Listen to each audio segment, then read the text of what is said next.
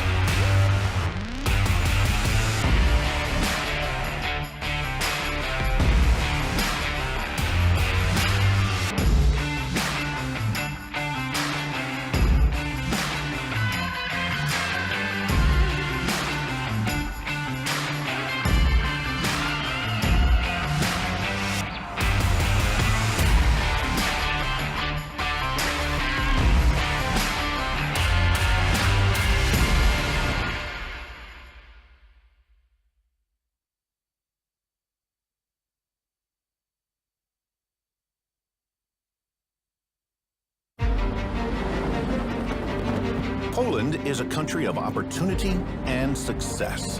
It offers a safe place to live and grow your business. One of the leading exporters in Europe and around the globe, Poland has a modern, steadily growing economy. It's also one of the most attractive locations for foreign investments. This success did not come out of nowhere. We have a strong and receptive internal market, an excellent geographic location, modern infrastructure, educated workforce, public institutions which cooperate well with businesses, and last but not least, a highly developed culture of support for foreign investors in the form of tax exemptions and financial instruments. That's where KUKA comes in. We cooperate with firms that want to conquer the EU market and continue to grow on a global scale. Here are our new solutions for you. Invest in Poland, where KUKA guarantees 80% of your capital expenditure loan for investments in Poland that will boost your company's export capacity. We take on the risk so that your bank is able to provide the financing. Shop in Poland is a solution that helps foreign buyers find suitable suppliers in Poland. We arrange financing and carry the risk. You benefit from working with Polish businesses. We can help global contractors carrying out major infrastructure projects find business partners in Poland that want to expand their export business and tap into new markets.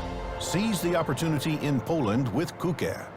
KUKA, finding solutions.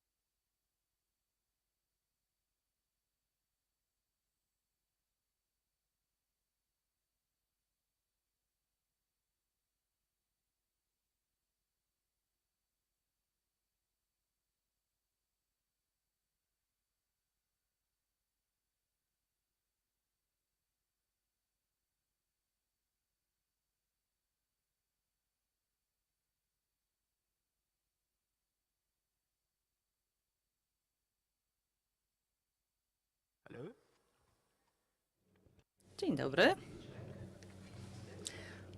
Sprawdzam mikrofon, wszystko działa.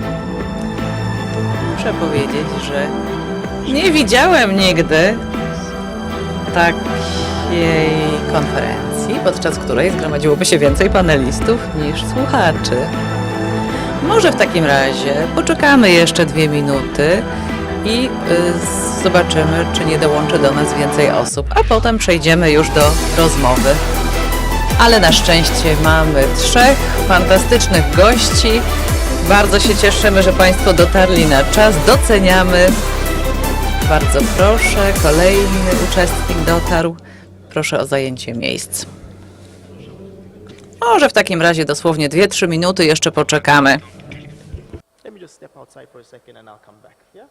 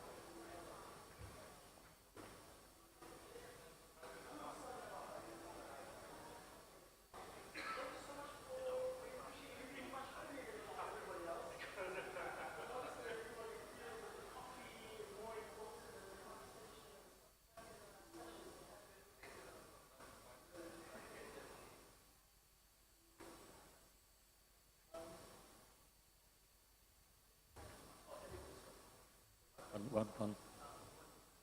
1, 2, 1, 2. 1, 1, 1, 2. Hello. Do you hear me?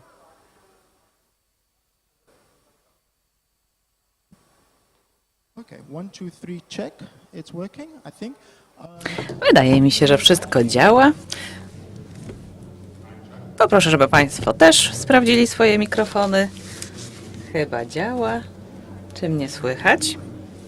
Michale, czy słychać?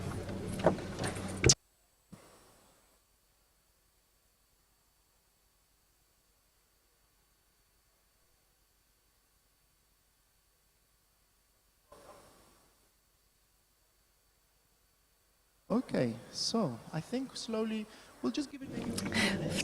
W takim razie dosłownie jeszcze 2 minuty, ponieważ ciągle jeszcze docierają uczestnicy panelu. Bardzo przepraszamy za drobne opóźnienie. Mam nadzieję, że to nie jest dla Państwa duża uciążliwość. Dosłownie 1-2 minutki, tak żeby wszyscy mogli spokojnie zająć swoje miejsca.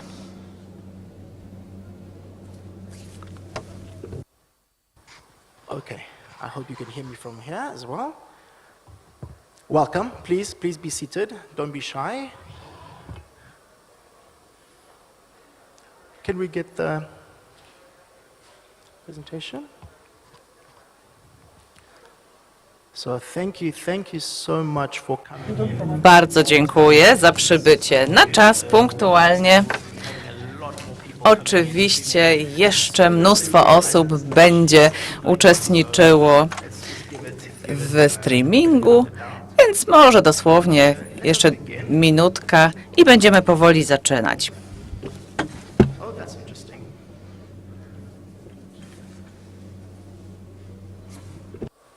Fantastic. Thank you so much. So, distinguished audience, thank you so much. Welcome.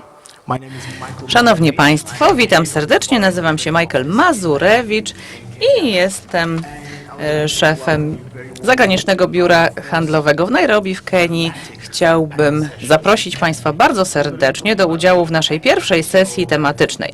Będzie mowa na temat łańcucha wartości żywności w Afryce i tytuł, który Państwo widzą w tej chwili na slajdzie, właśnie to zapowiada. Łańcuch wartości żywności w Afryce w nadchodzącej dekadzie. To jest bardzo duży temat. Mówimy o łańcuchu wartości żywności od działalności rolników aż do dystrybucji żywności. Myślę, że Państwo usłyszą bardzo ciekawe informacje od naszych panelistów i może tylko kilka informacji na temat Polskiej Agencji Inwestycji i Handlu. Mamy 5 biur w Afryce. Jedno z nich to biuro w Kenii, które jest pod moim kierownictwem. I przede wszystkim zajmujemy się właśnie sektorem żywności, sektorem rolnictwa. My, czyli Polska, uważamy, że jesteśmy liderem w tym zakresie. Osiągamy naprawdę doskonałość w zakresie niektórych rozwiązań, którymi dzielimy się również z partnerami w Afryce i wiemy, że to jest taki sektor, który na całym kontynencie jeszcze wymaga intensywnego rozwoju. A zatem proszę pamiętać, że kiedy mówimy o łańcuchu wartości żywności, to przede wszystkim będziemy koncentrować się na rolnictwie, na działalności rolniczej. Z uwagi na tradycyjne agriculture being developed, but it still is not properly connected with a demand-driven sector out there in the world. So this is what I want to unpack. This is something that I'm going to be grilling our panelists on today. I hope you won't be burnt after the conversation today, but I will try to make it very, very dynamic. I will try to ask the difficult questions, and hopefully we'll actually leave this room with a lot more knowledge and a lot more ideas coming out. So yeah. So that's me. I've already introduced myself. And I would like to now, maybe I'll be seated for this. Hello. Hello, can you hear me? Ten moment usiądę. Mam nadzieję, że ciągle Is it Państwo on? będą mnie słyszeć. You can hear me? Rozumiem, że Okay, nie. because it's very different, the sound from there. Zapytałem dlatego, że So. wydawało mi się, że jakość dźwięku się zmieni. Gentlemen, A zatem, welcome. panowie, Let me just get there. So I would like to introduce our distinguished panelists. Maybe we'll start from the right. So obviously here we have Mr. Sumaila Abdul Rahman on the right, on the right there. We have Wojciech Lończuk next to him, Anelem Chemla in the middle, Professor Adam Akielski, and Mr. Hussein Bilriti. So gentlemen, I would like you to introduce yourself, say a few words about yourself, why you're here, but I would like you to keep it brief because we have a discussion to go with. ale chciałbym, żeby to Yeah? było takie zwięzłe Shall we start przedstawienie, with ponieważ czeka Sumaila? nas intensywna dyskusja. Zaczniemy od pana Sumaili. Hello. Good morning to everyone. Dzień dobry Thanks to wszystkim. Michael and my colleagues. Bardzo dziękuję It's Michaelowi, exciting to be dziękuję here at this forum, za particularly współuczestnictwo w at tym this panelu. session, Bardzo which się crucial cieszę, for że mogę Africa. uczestniczyć My name w is tym Sumaila panelu Abdurrahman, dyskusyjnym. and I Nazywam work się as a Sumaila chief executive Abdurrahman. officer of the Northern Development Authority. As it's there, Jestem is one of the three authorities created by agencji His Excellency Północnej Agencji President Rozwoju Akufo-Addo w in Ganie. Ghana to oversee Jest the to development agencja, of the country. która w Ganie Prior to my nadzoruje appointment as rozwój the Chief Executive Officer kraju. of the Northern Development Authority, which is under the Office of the President, I used to work as a country director for Action Aid Ghana. That's where I worked for close to 26 years. That's very brief about myself. Thank you, Sumaila. Wojtek? Good morning to everyone. My name is Wojciech Lończuk. I'm the owner of Polish company Santini Food Trading. we have in Africa 2 other companies in Uganda and Kenya. For over 7 years, I have been conducting commercial activities, buying and selling to and from Eastern African countries like Polish apples, mango, avocado, Kenyan herbs. We initiate coordinated 2 big infrastructure projects in fishery, in fish industry in Uganda and Democratic Republic of Congo, and I hope to share some of my experience from those projects today. Thank you. Thank you. Good morning to distinguished guests sitting here today and to those who are watching us online. And good morning to my fellow panelists. Good morning to you, Michael.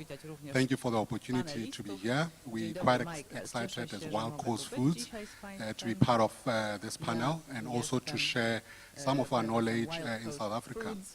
My name is Anelem Chemla. I'm the CEO of Wild Coast Foods. It's a company based in South Africa, and we work with smallholder farmers, particularly in the Eastern Cape in South Africa, and helping these farmers really to integrate them into value chains and also to get them market access in commercial markets. Partner with them on the agriculture side, give them technical support, give them access to funding. So we're excited to be here because for us it's an opportunity to really be the voice of the smallholder farmer back in South Africa and across Africa, and to really represent concepts that can be replicated across the African continent. Thank you for the opportunity. Thank you, Professor. Hello everyone. Hello, good morning, ladies and gentlemen. My name is Adam Ekielski. I am associated professor on Warsaw University of Life Science, but in my job I've got a lot of finished projects which focused on design and launch of production lines in the food industry and also in agri industry. So I think that after this 25 years work, I seen that I know something how develop a Polish agri sector and how improved the quality Polish food sectors also and the feed sectors. So both I am teaching, I am a lecturer on the university, but also my team finished a lot of projects. It's not only from Poland, but also in Central Europe. Thank you very much that, for Michael that can invite me to this meeting. Thank you. You're welcome. Thank you. Thank you, Professor. Mr. Hussein Beriti. Hi, everyone. Hussein from Morocco. Thanks, Michael, for inviting me. I come from a fast-moving consumer goods background, where I spent 25 years, and I'm currently a consultant in the UAE. And I'll be happy to share with you my experience as a supply chain executive, but also as a Moroccan consumer. Fantastic. Thank you, panelists, for your introductions. So, as you can see, we don't have any politicians. Maybe Sumaila has a bit of a political background, a little bit, but we have decided not to go with that route. We are actually practitioners, so I hope that this is something that you will take out of this. And gentlemen, thank you so much. I welcome you here to Dubai. I'm thankful so much that you came here, that you made it, and that we could have a proper conversation on our hands, because this discussion is not an easy one. We have a crisis going on, food crisis, global, not only African. Africa itself is experiencing a massive crisis, but Africa as well can be a major solution to that crisis because of the vast land, because of the human capital that exists on the continent. So I would like us to get into that very seriously, and I would like us to start off with the first part, the first thematic block that we're going to be unpacking for our audience today. And let me just get to the right slide.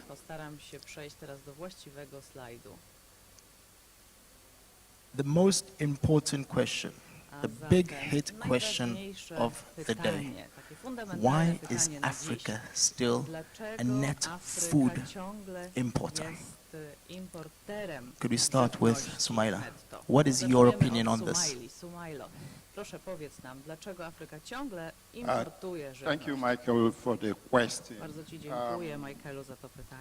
Why is Africa still a net food importer? I think this has its historical roots. And from my own perspective, trace this through the pre-colonial era, where Africa was colonized and not much attention was given to developing, the area that we have comparative advantage, which is agriculture.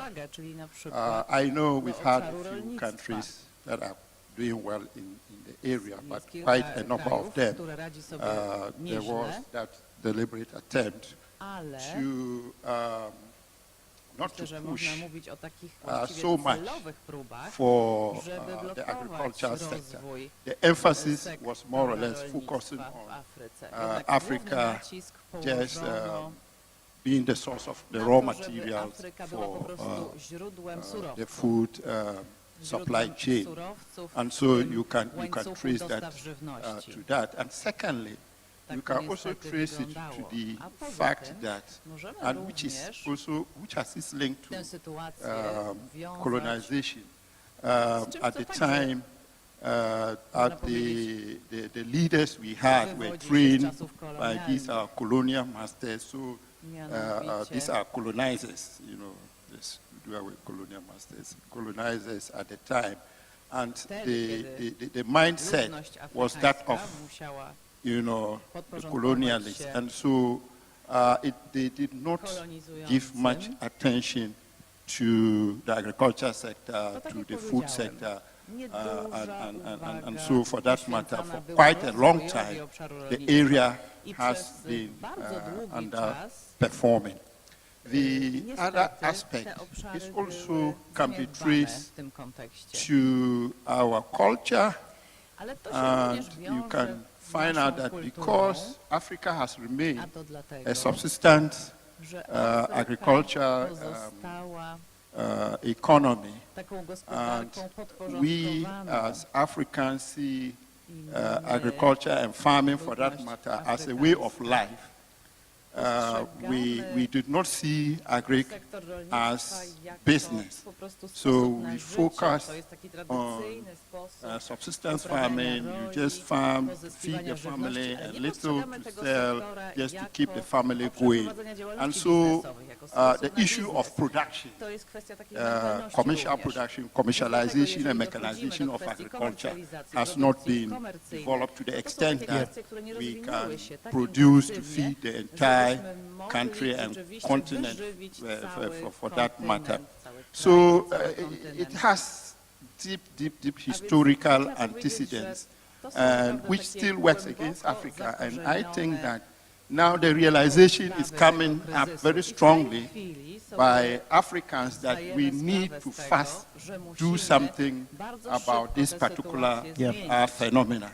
And so the opportunity is there, the land is there, we have huge water bodies, we have various legislative frameworks that protect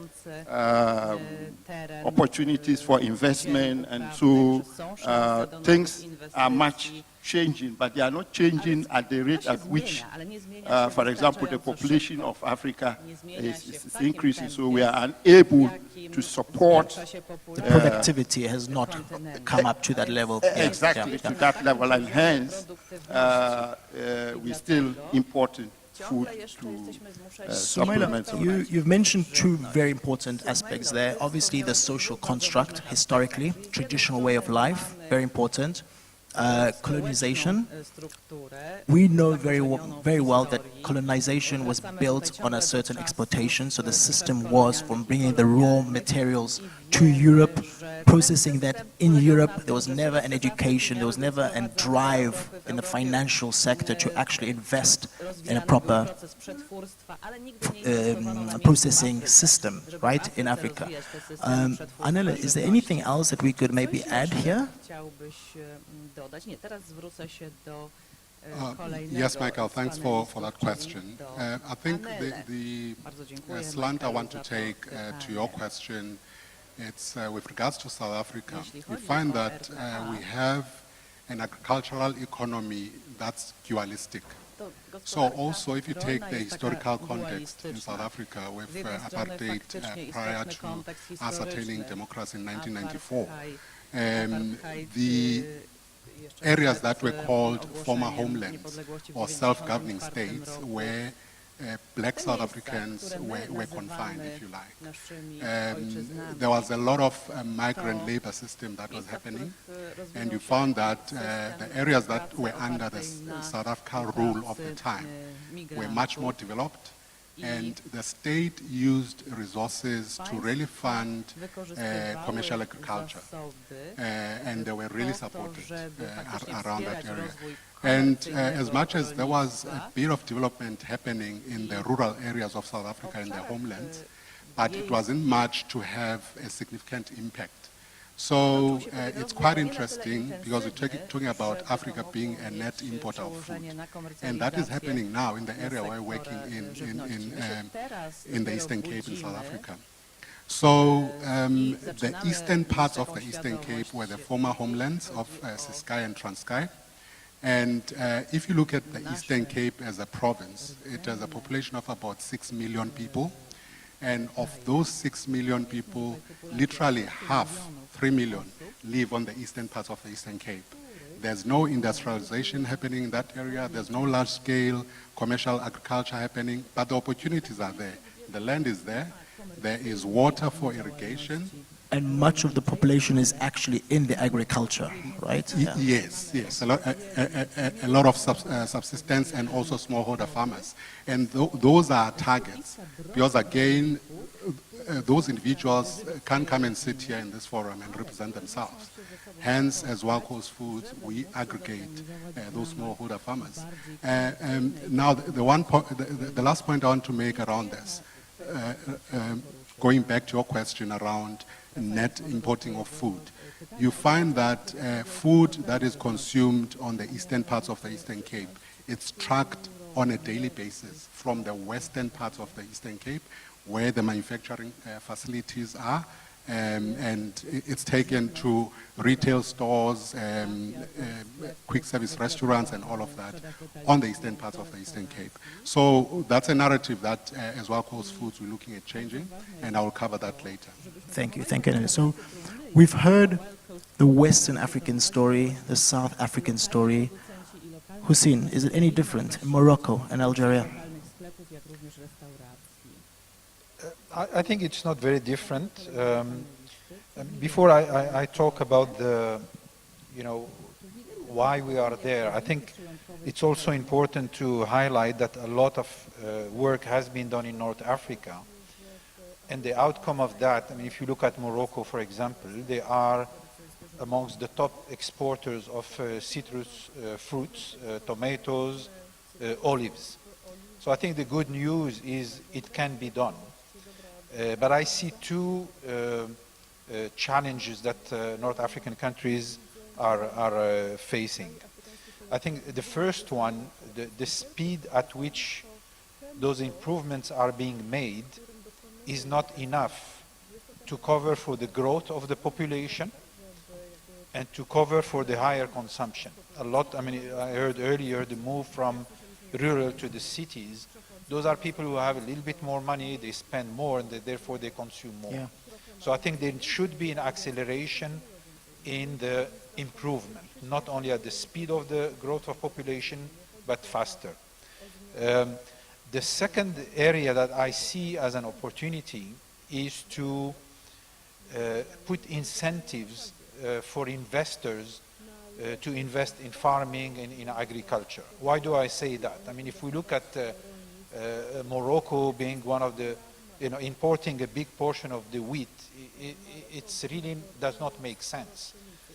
But if we look at it from an investor perspective, they probably find it much easier and financially viable to import wheat from a country that has a high scale and therefore that can produce at much lower costs. So I think governments need to be able to incentivize and motivate the investors to bring that locally to be able to reach those costs and therefore be self-sufficient. Yeah. Hussein, you touched on something which is quite interesting, and wheat is an interesting area because right now we have a war in Ukraine. Russia is withholding its wheat. Ukraine is withholding its wheat. Obviously, that's a message for a lot of African countries to start realizing that they need to build up their own resilience in the wheat, for instance, just talking of one subsector. We have two Polish panelists, so Professor Adam Ekierski and Wojtek Leonczuk. This is interesting. What would you say about the issue of Africa being a net importer, a net food importer? Wojtek, maybe you first. Yeah, Yes. Wojtek, you can start first. Yeah. You've got more It's of course very vast question. I think we can organize a separate forum just to revolve this problem. However, I would like to share my own experience and perspective from the business point of view.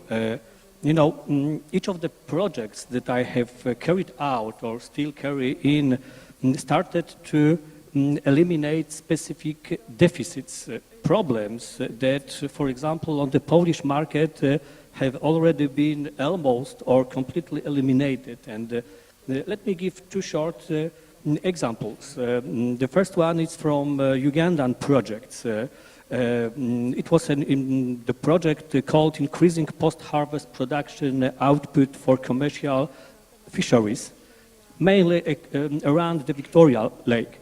And the main need of this project was to compensate for the losses in catches by local fishermen.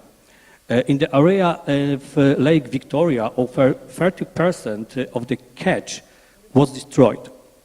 Most of the losses occurred from the moment the fish were taken on board the boat until they were unloaded ashore. The rest of the losses taken place in transport to fish processing plant. In other words, the fish rotted very quickly. Ugandan estimated their losses on $150 million every year. And we are talking only about the region of Victoria Lake. Quite big, but not only the region when the fishing industry exists in Uganda. This is the one point, like initial problem we face too. And the second example is from Kenya, from the fruits industry, when I received the first time, it was a couple years ago, offer to deliver mangoes and avocados to Europe. I wasn't able to meet the expectation of Polish and European recipients regarding fruit sorting, packaging, storage, and proper transport. It was the initial problems. After a couple of years, we handled this, but it was the first. But avocado will be the most popular exotic fruit in the world by 2030. Kenya is third world largest producer of avocado. I think very few people know about it. And very few people are able to buy Kenyan avocado outside Kenya. And only 10% of Kenyan avocado is exported. The rest of them is kept in local market. Yes. Unfortunately, they have a big post-harvesting losses too. But in your industry, do you see enough processes in Kenya managing with that load? Yes, yes, of course. After a couple of years, we managed with this problem. Of course, not with the nationwide scale. I think just about my company, my Kenyan partners, the export company which I cooperate with, and some cooperatives of mangoes and avocado plantators. So step by step, you would be introducing the machinery, the Yes. whole supply chain processes yes, into that. we build it, we handle it, and now we can meet the expectation of European market. But In terms of, I'll get you, Professor. I just want to sort of use up this opportunity. What about the quality? Because you are exporting from Kenya to Europe. Yeah. What about the quality? What is required in Europe when it comes to quality of the produce being produced or the processed question, in Africa? it's out of the question because the quality of fruits in Kenya is very good. It's not a problem with the quality. The biggest problem was just to meet the expectation of the European requirements. Certificates, phytocertificates, proper storage, and transparent way the fruit from plantation directly from tree to the moment of harvesting, transport to storage, keeping in cold, and loading. Of course, in meantime, there is a lot of steps like bath water, hot water treatment, infrared technology, everything what is important and indispensable when we are talking about export fruits, especially on the high demanding markets. Yeah. Thank you for your take. Professor Adam. I think my sentence will be as a conclusion, I think so, of this discussion from my colleagues, because when I listen what they told, I think that it's same situation as in Poland 15 years ago. Exactly. First problem, it was food losses. The first main problem, it was we can reduce food losses. It doesn't mean build storages, plants, build a fast logistic chain, short and fast logistics. And after this, we can discuss and we can tell that we can improve technology. Of course, I think that it should going parallel. It doesn't mean improve logistic and also improve technology production. In technology production, I mean also storage equipment and keep quality. But we need to remember, I would like to tell also about the Polish agri-sector, because I think if I can, of course. Yes, of course. Yes, because you know, when we see why we has got so huge progress in Polish agri-sector, because we are net exporter netto food for Europe, for USA, and I think that's it's the main of this is that we keep a quality of food in a reasonable level. What does it mean? If of course we can produce food on very high quality, but sometimes it isn't so much important. It's we need a keep quality level on that level which client or consumer wanted. And when I told with Polish farmers or Polish food manufacturers, they told me, okay, when we start to tender, because for example in Europe we've got official tender, open tender for food, for example, for markets. Markets, there is a huge volume production, and we first ask how we ask technologists how we can prepare this food that will be on level which our client waiting for it. And let's just quickly, I just want to keep you on this note, because I just decided to slip to another slide, which is leading to the next conversation. You mentioned about the client, right? Get to the level of the client. We have on the board that the destination of export from Poland to the EU is 82%. So obviously a lot of the export from Poland is reliant on the EU. Could you tell us more about that? What did Poland do to actually bring itself to the level of becoming that food provider for the rest of Europe? Yeah. I agree with you. The huge progress in food export from Poland during this. As we see on the board, by the way. Yeah. Just for your information. Yeah.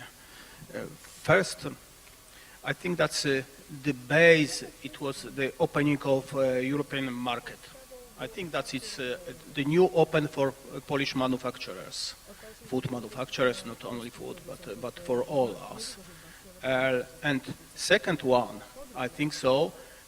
That we start produce the products on the level which they can be obtained in the European market. It doesn't mean we produce the same products with stability, quality for European market. And start feedback. What does it mean? The feedback was that a lot of European businessmen or manufacturers try to transfer production lines to Poland. And now, for example, in Poland, we produce a lot of products and sell as another brand, not Polish brand, but also another. This one so you mean like the Unilevers, the big multinational brands that have been moved in? Yeah. Absolutely. I think that this double ways, it's a very good solution to improve food export, not only food, because but we discuss about the food, but export of food from the start-up regions as Poland 15 years ago or 20 years ago. Yeah. Yes, sorry, I thought you wanted to continue there. Wojtek, could you add something here? Because you're obviously dealing with the trade between Africa and Poland. Do you see any other, just like Professor mentioned before, the similarities? Do you see Africa, Kenya, in your case, moving towards that space, going in the same pathway? Yes, of course. I see a lot of similarities, especially in this area where I cooperate with, like in Eastern African countries, in DRC. It's my experience, it's my field. But I see the openness of people, of companies. However, from our European perspective, Polish perspective of many Polish companies, it's much easier to build their presence and expansion onto European market because of the closeness of geography, because of the similarity of regulation, law, taxes. It's much closer to us.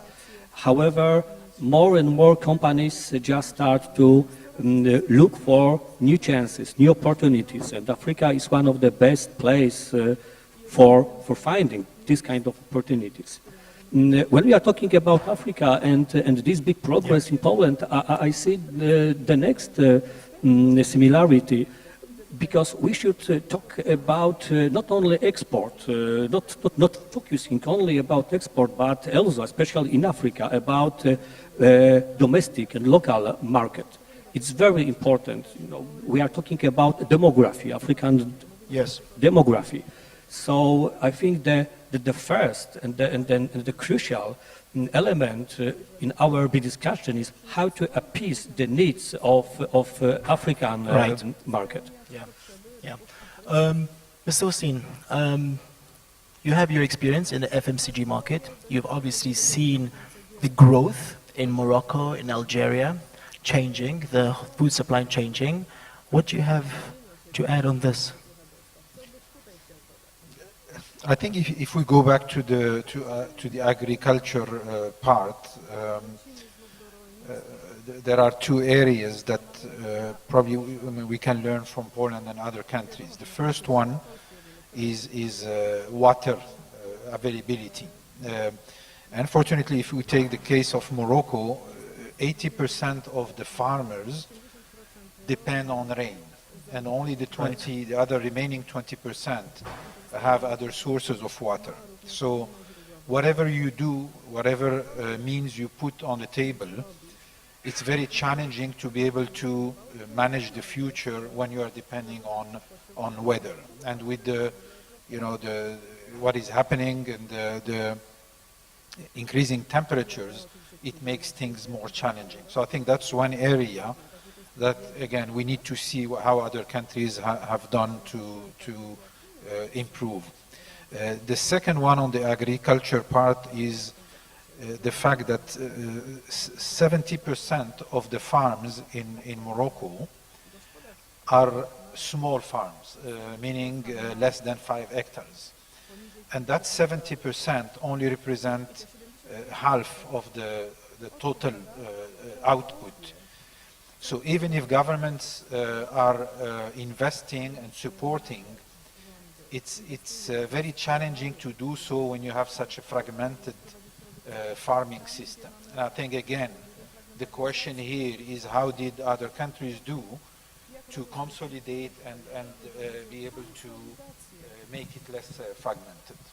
That's very good. By the way, any cooperatives, right? Cooperatives in Poland was one way of unifying because, I don't know if you know, Poland was also quite a fragmented country. The size of the farms in Poland is also relatively small compared to Western Europe. So Poland actually had that ability to change itself to become more productive.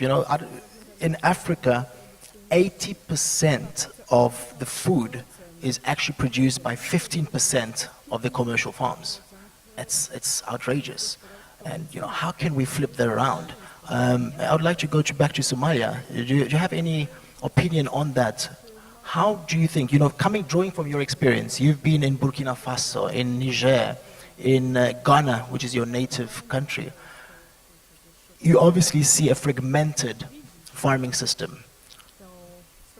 What are the ways that you can consolidate them? How can you bring them up to speed and link them up with the rest of the demand-driven food economy? Thank you, Michael. What I have to say is that, one, Africa is awake now. Right. Two, Ghana is awake to this realization. And so there's a lot of effort by government, communities, farmers alike to change the narrative, to change the situation. I give you an example. If you come to Ghana now, the agenda is Ghana beyond aid. So obviously, we are moving away from this dependency on aid and looking at how the private sector becomes an engine for growth for the economy, and for that matter, the agricultural sector.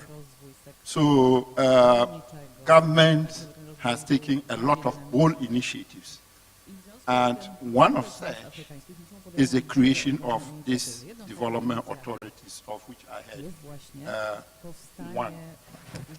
And if you look at the area I had, the north, and for that matter, the northern part of the country, it has a lot of great potential because the north has the potential to become the green economy for Ghana and, for that matter, sub-Saharan Africa, especially considering the Sahelian zone, because we share borders with Burkina, with Niger, Mali is there, and they come to the north and proceed to do business, and a lot of the things focuses on agriculture because we have similarities.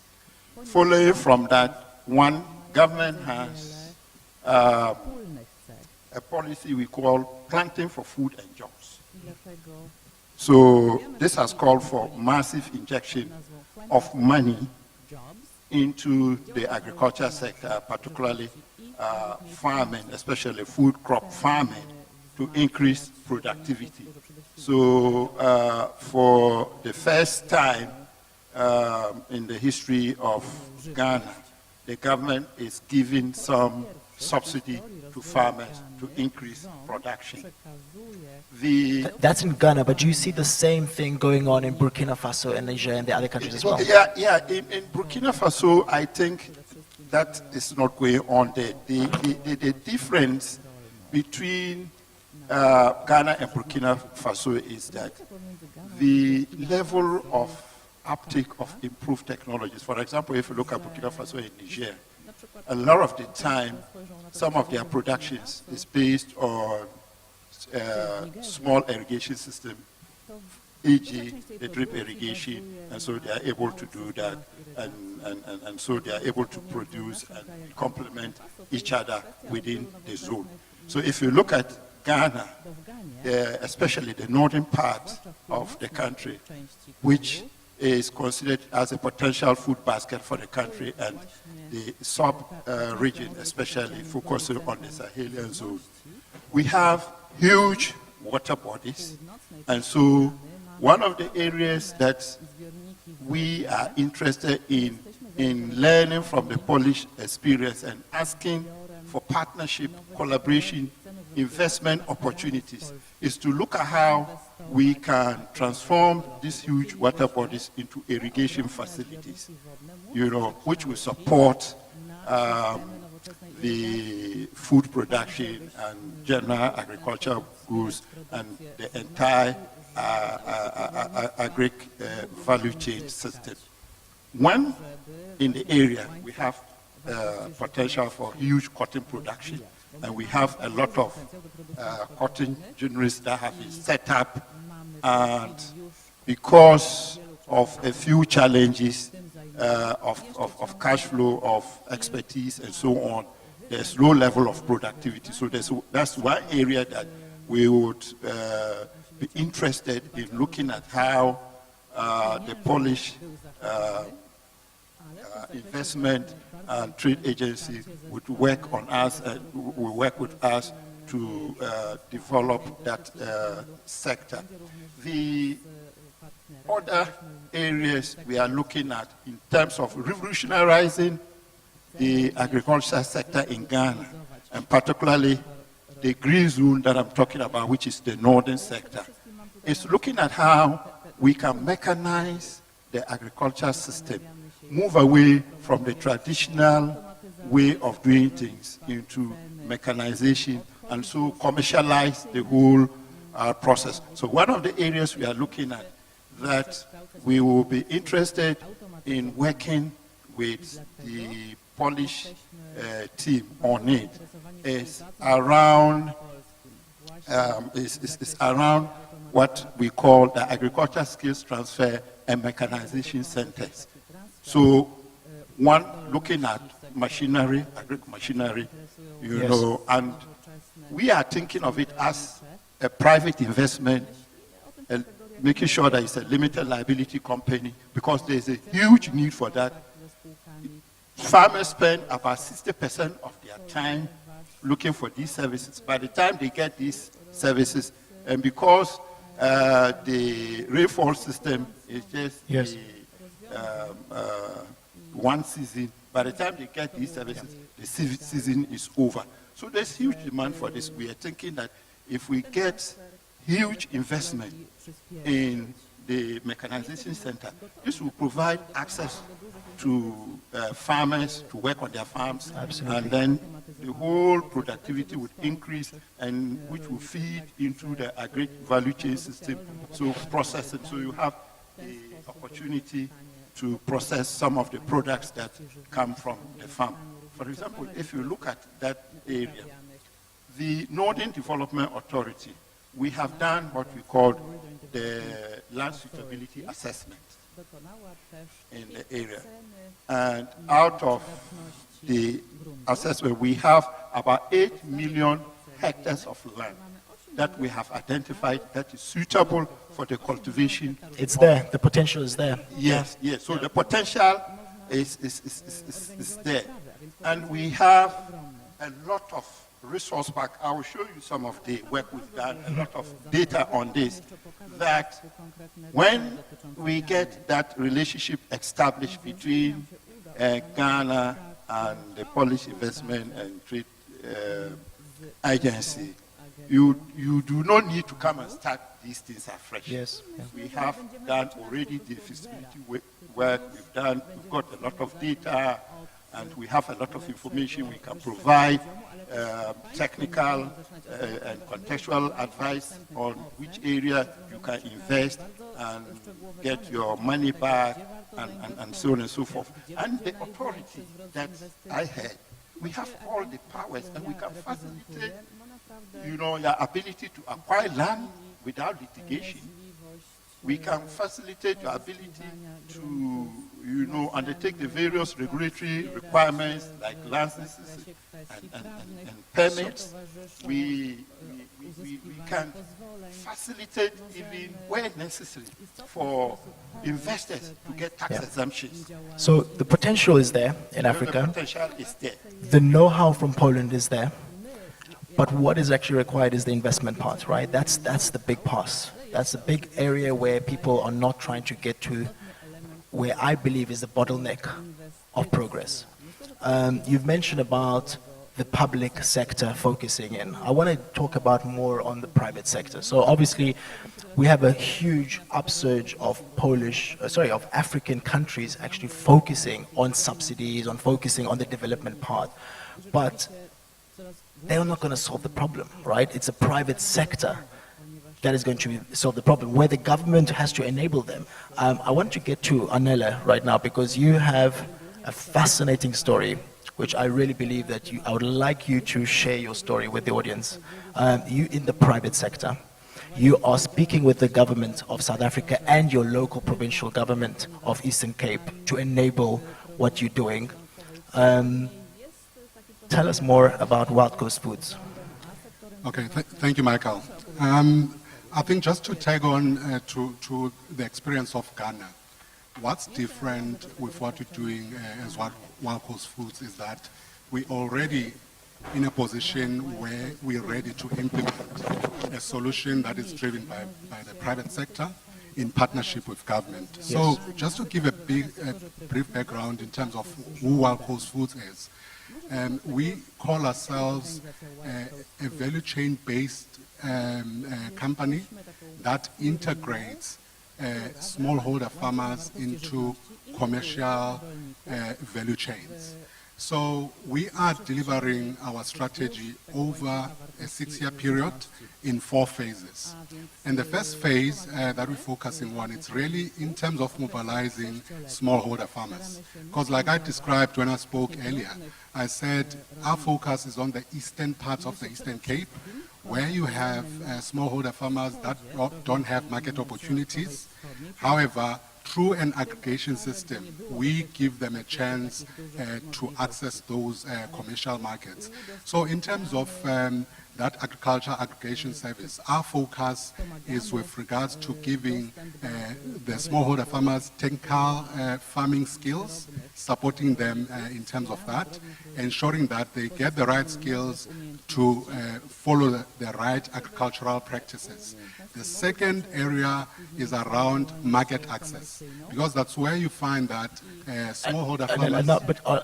just to understand, you do it as a consolidator, right? Yeah. It's not Yes. you, yes, exactly. So Yes. you're consolidating as part of like an agri-hub, where you're consolidating Yes. all the farmers and you're providing them with Yes. the input, you're providing with the information, Yes. and then giving them access to market. Access to market and also access to funding through engagements that we're having with yourselves as the Polish government and other private sector partners. So that's the first area. And the reason we're doing that, aggregating all these farmers, providing them the consolidation service, it's to move then to the other phases of our business, where we are going to establish a facility, a processing facility at the Wild Coast Special Economic Zone.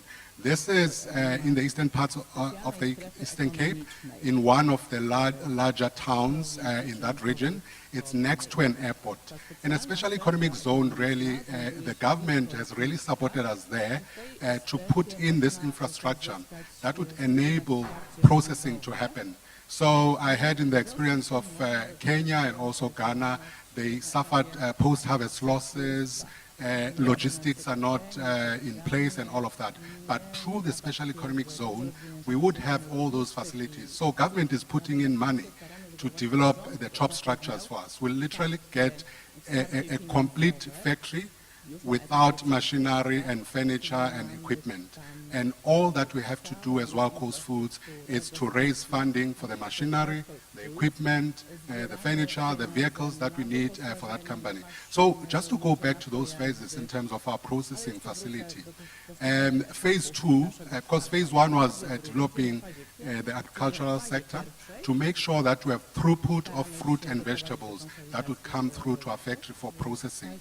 So one of the things that are missing when you come to the region where we operate is cold storage facilities. The cold storage facilities that are there are at full capacity. Hence, you find that a lot of retailers, quick service restaurants, and food manufacturers truck food on a daily basis in refrigerated trucks taken into the eastern parts of the Eastern Cape. So by offering the cold storage facilities, we would offer a third-party service, if you like, to food manufacturers, to retailers, to quick service restaurants, so that they use our facility. And again, on the back end, offering the smallholder farmers that are within our network with access to state-of-the-art facilities. So the planned cold storage facility, it has capacity for 10,000 pallets, and this is a facility that will go on stream, commissioned by July 2023. So we are saying to the Polish government, to the Polish private sector in this space, here's an opportunity where we are inviting you to partner with Wild Coast Foods, put in your resources in terms of skills, expertise, funding for this facility of ours to go on stream. Those that are in equipment manufacturing, original equipment manufacturers, those that are in the funding business, we are inviting you and saying we need to raise those funds for equipment, for machinery, for vehicles, working capital and all of that. Wild Coast Foods is ready. Our doors are open. We are open for business to start that process. And so within phase 2 still, alongside that cold storage facility that we're putting up, we're going to do a 1,000 square meter vegetable processing plant. So it's smaller for now in phase 2, but as we move on to phase 3 and phase 4, we're going to build each for fruit and vegetables 10,000 square meter facility. That also, the structure will be funded by the SA government. We are then saying for the smaller facility, 1,000 square meters that we're putting up, we are looking for investors to come in. We are looking for technical support to run that facility. We are looking for professionals such as a professor who's designed factories and put in machinery in factories. And then latter parts of phase 2 will put a beverage manufacturing facility for carbonated soft drinks. And why we're doing this, it's also to link with further processing in phase 3 and phase 4 for fruit and vegetable, where we would be juicing vegetables, we would be juicing fruit. So if you look at that entire value chain that we're putting up, it links back to the smallholder farmers that we're working with. Exactly. There's cold chain logistics that we're putting in place, supplying the services to smallholder farmers, supplying the services to your quick service restaurants, to your retail sector. And now... And giving that full visibility across the chain as well. Yes. So the other beauty of this entire concept that we're putting together is the fact that operating from a special economic zone, there are incentives. So you have incentives in terms of tax incentives that you get from government. Right. You don't pay custom and excise duties when you export. for anything that is manufactured within that special economic zone. There are incentives in terms of taxes. We have what's called pay as you earn in South Africa. So for a specific category of employees earning less than 5,000 Rand per month, those employees won't pay as you earn if you operate within a special economic zone. And from a logistics perspective, I did say it's adjacent to the Mthatha airport, which has potential to be upgraded to be turned into an international airport where we can literally export through the African continent and also into the EU and other countries across various regions. Thank you. Gentlemen, you obviously heard about a solution. Do you believe that's the solution that Africa needs? Hussein?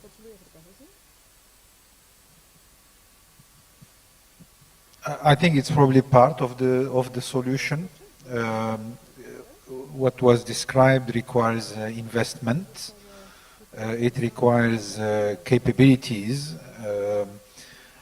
and that's not always possible. Again, I mean, I can refer to Morocco on the food processing industry. It's even more scattered than farming. I mean, 95% of the companies sell 50% of the volume. And those are companies that cannot afford big investments. Right.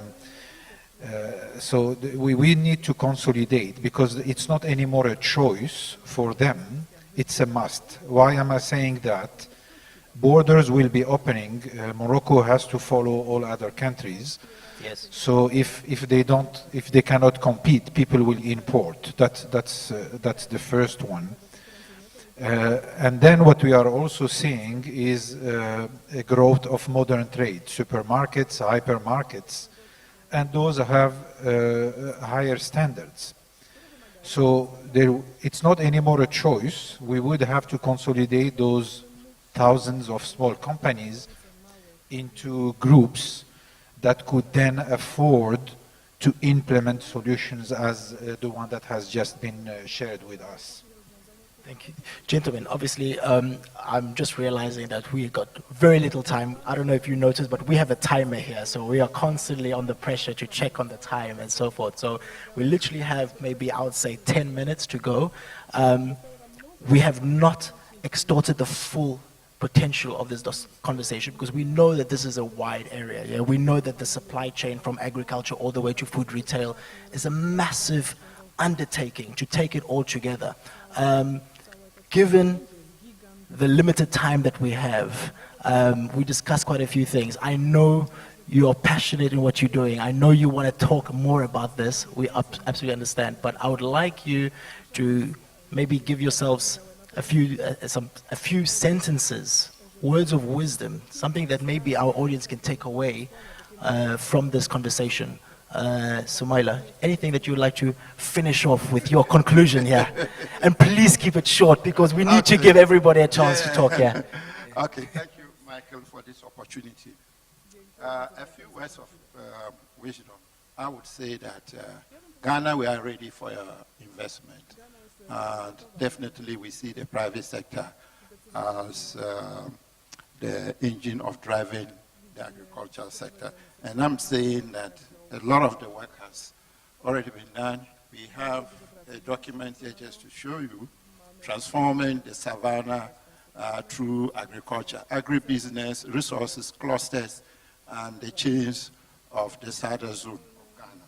So we have Do you have 20 copies? Do you have 20 copies for everybody here in the audience? Commercial Agriculture Investment Guide, the Northern Savannah Zone of Ghana. Right. So these are all investment opportunities. We have here the Sada zones, the district investment opportunities. These are all focused on agriculture and the agriculture value chain. So we really are ready for investment in the agri value chain. So I will take this opportunity to invite our Polish colleagues to Ghana as soon as possible for us to see what we can do together. And the advantage is that I'm situated I'll definitely in come. the office of the president. Of You course. don't need to. No, we have to Because discuss with the pass agency through to set up an a office in lot of Accra as well. bureaucracies. So thank you, Thank you. very much. And Thank you. we would make sure that things happen and the narrative would change. Thank you, Sumaila. Wojtek, any words of wisdom from your side? Thank you. Maybe it won't be words of wisdom, but more words of encouragement. Words of encouragement to Polish companies and entrepreneurs. If you are looking for opportunities and new chances for further development of your businesses, there is no better place in the world today than Africa. Africa is accelerating. Africa has already accelerated. In 50 years, 5 of the world's 10 most populated countries will be African countries. We used to have Asian tigers, and you told earlier that Ghana away. I think let's not miss it, because much more new tigers are already awake in Africa. Thank you. Anele. Thanks, Michael. I would say the eastern parts of the Eastern Cape haven't experienced a green revolution.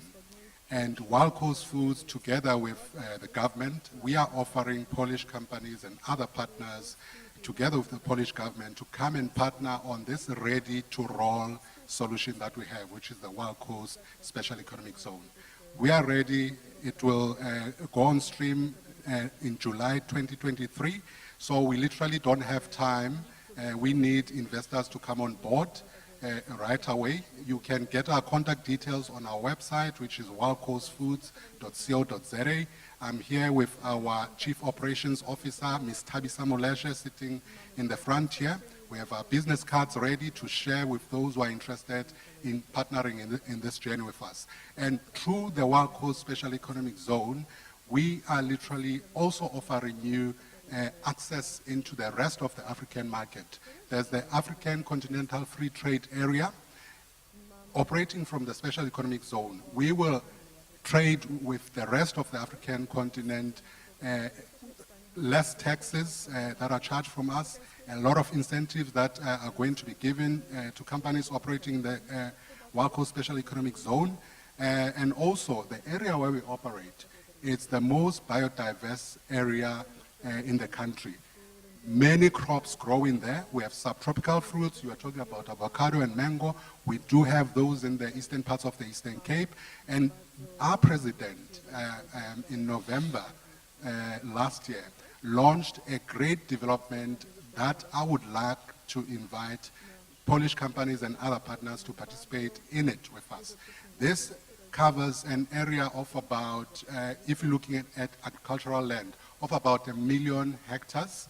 It cuts across 4 district municipalities in South Africa with a population upwards of about 8 million people.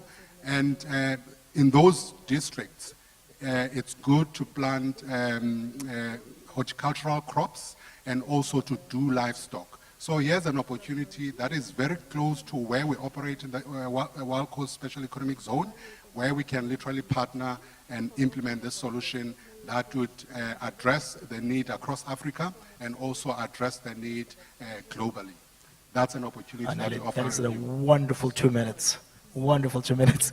Professor, Also, your words of wisdom. Yeah, simply, I believe in cooperation. So I think that if we can use Polish knowledge and African skills, it will be fruitful for both sides. And I welcome, of course, all of yours to ask Polish management, Polish factories, manufacturers, and ask about Polish equipment. We've got a really experience in launch production lines, and also because now I would like to tell, I've got a short time, I would like to tell only about the production lines in food sector, but also we can tell about agri. But remember, I think in my opinion is that it's better to sell potato chips than simple potatoes. Does it mean we need valorization of food? And this is a path how we can grow up very quick and how we can be a good manufacturer of food. That's my conclusion after our meeting, and I think that this cooperation will be solved very well. Thank you very much. Thank you, Professor. Hussein, your last words of wisdom. So I have 20 seconds? Yes. Okay. No, don't worry about that. Let's get the information out there to our audience. I think, of course, what we heard is probably what I also wanted to say, but I'd like to, I think the last 2 years with COVID and with what is happening currently in Europe have taught us that we might want to go back to basics. I think the money is there, the knowledge is there, and it's all about where do we put the money and how do we, and to whom do we transfer that knowledge. And as we talk about food, as we talk about agriculture, I see two areas that, I'll put on the table to, think about. I think the first one is without water, we cannot do anything. And we all know that this is a challenge. And if there is investment to be made, if there is technology to be developed, is on how to be able to, produce food with less water, and how can we optimize the little water that we still have. That's the first one.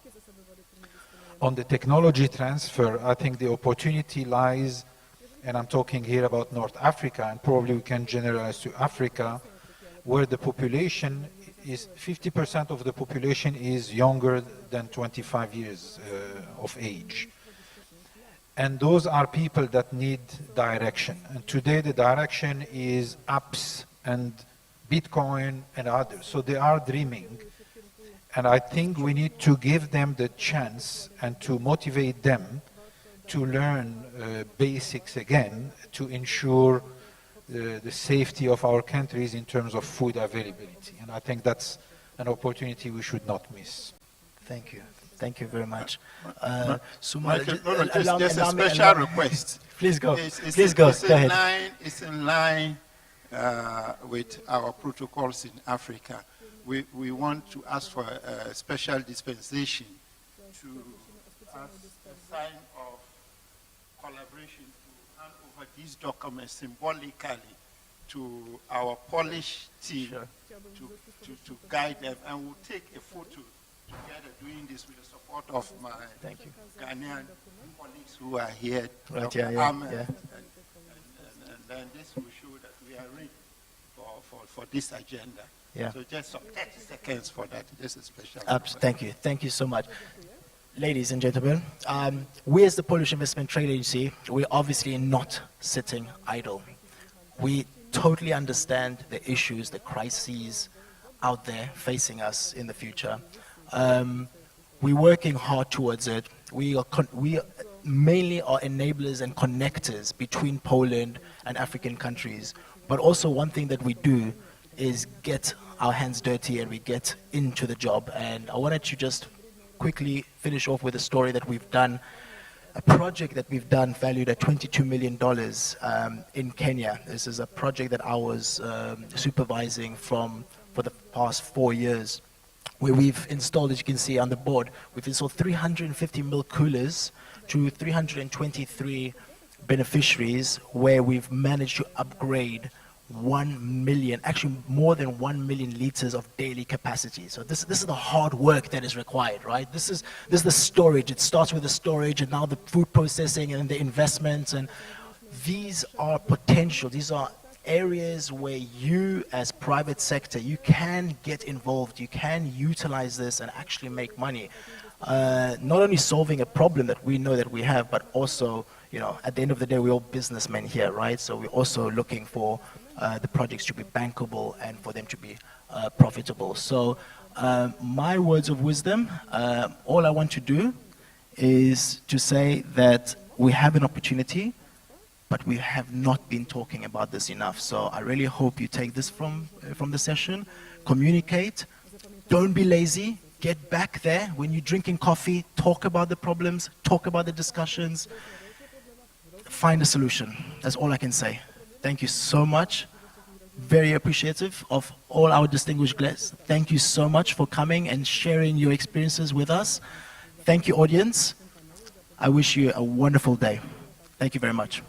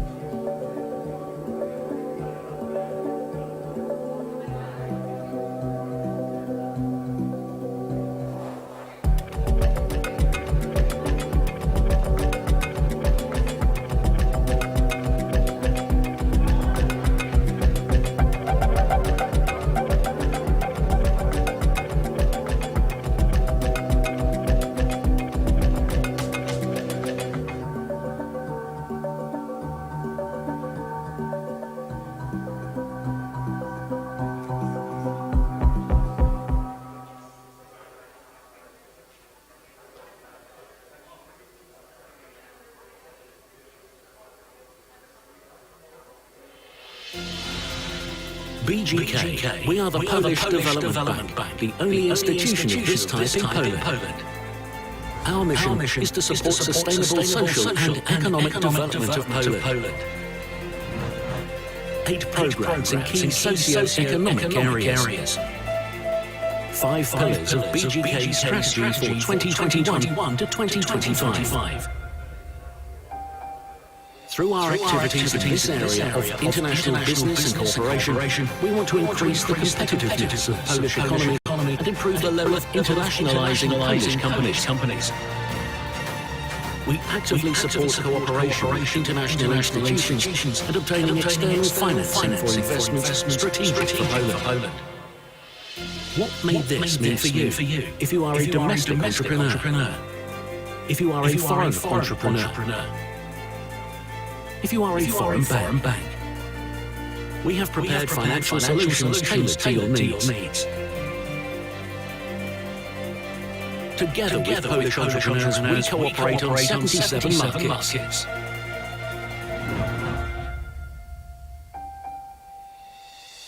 We want to be your partner in international business, create trusted and long-lasting relationships, and work together on the position of a leader in sustainable development, growing together for a sustainable future.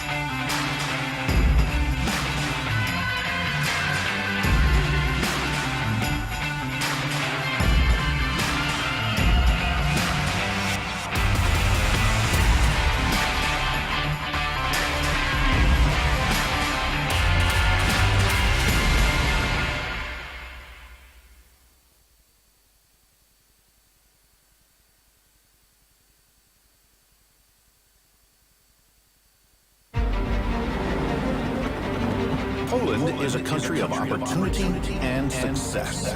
It offers a safe place to live and grow your business. One of the leading exporters in Europe and around the globe, Poland has a modern, steadily growing economy. It's also one of the most attractive locations for foreign investments. This success did not come out of nowhere. We have a strong and receptive internal market, an excellent geographic location, modern infrastructure, educated workforce, public institutions which cooperate well with businesses, and last but not least, a highly developed culture of support for foreign investors in the form of tax exemptions and financial instruments. That's where KUKA comes in. We cooperate with firms that want to conquer the EU market and continue to grow on a global scale. Here are our new solutions for you. Invest in Poland, where KUKA guarantees 80% of your capital expenditure loan for investments in Poland that will boost your company's export capacity. We take on the risk so that your bank is able to provide the financing. Shop in Poland is a solution that helps foreign buyers find suitable suppliers in Poland. We arrange financing and carry the risk. You benefit from working with Polish businesses. We can help global contractors carrying out major infrastructure projects find business partners in Poland that want to expand their export business and tap into new markets. Seize the opportunity in Poland with KUKA. KUKA, finding solutions.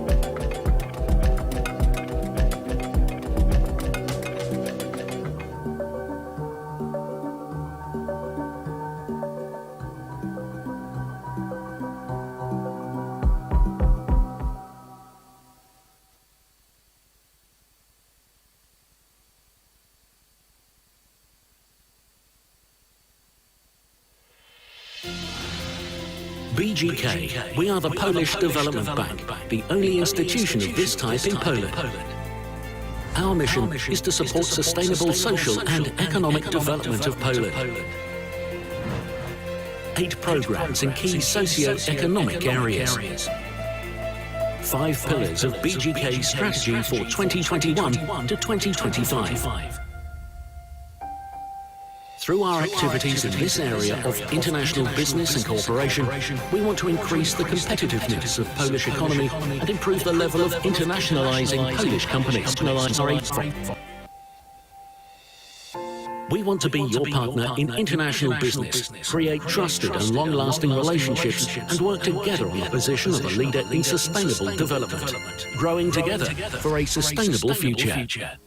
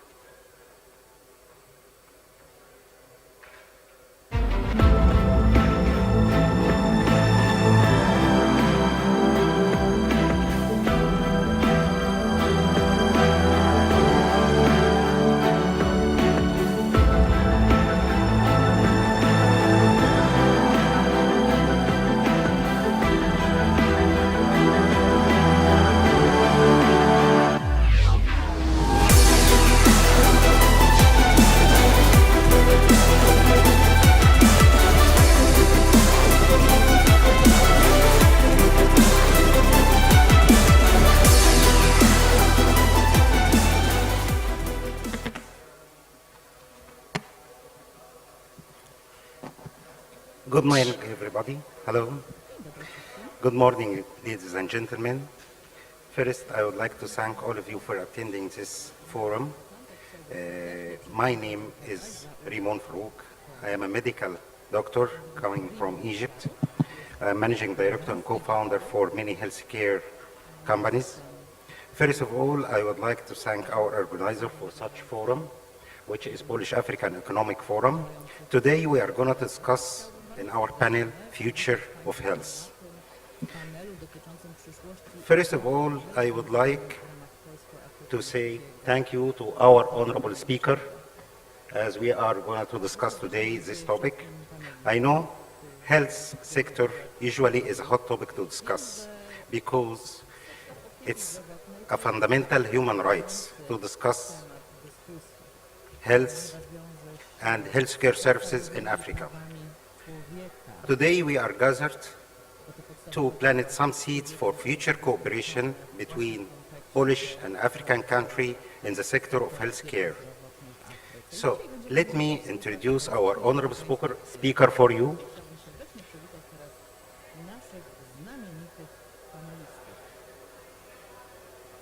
This is me, okay. So we have Professor Piotr Skarżyński from Poland. We have Mr. Leszek Bejoa from Poland and in Senegal as well.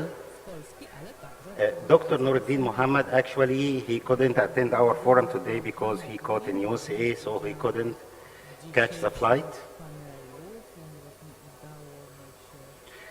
We have Ms. Sibu Fik from South Africa, and we have Mr. Yaga from Poland, and Mr. Aywa from Nigeria. So let us start our discussion now for the future of health in our panel.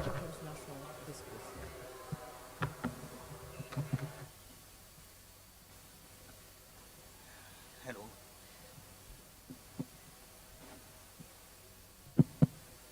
So, could we start with a brief presentation? Please, could everybody present himself with a presentation for his activity in the healthcare services? So, we start from the right. Yeah. Thank you very much. Microphone is working, so it's a truly pleasure for me to be here today, and thank you very much for your audience. Thank you very much for coming. My name is Leszek Biali, and I'm representing Medincus, the center of Medincus in Dakar. We are actually only Polish company who decided to invest in Africa, and we're starting developing the network of medical center for hearing and speaking in Dakar. And we are looking at the enlargement of our activities for the region and also for the other countries in Africa. Thank you so much. Okay. Mr. Yaga, please. Hi, everybody.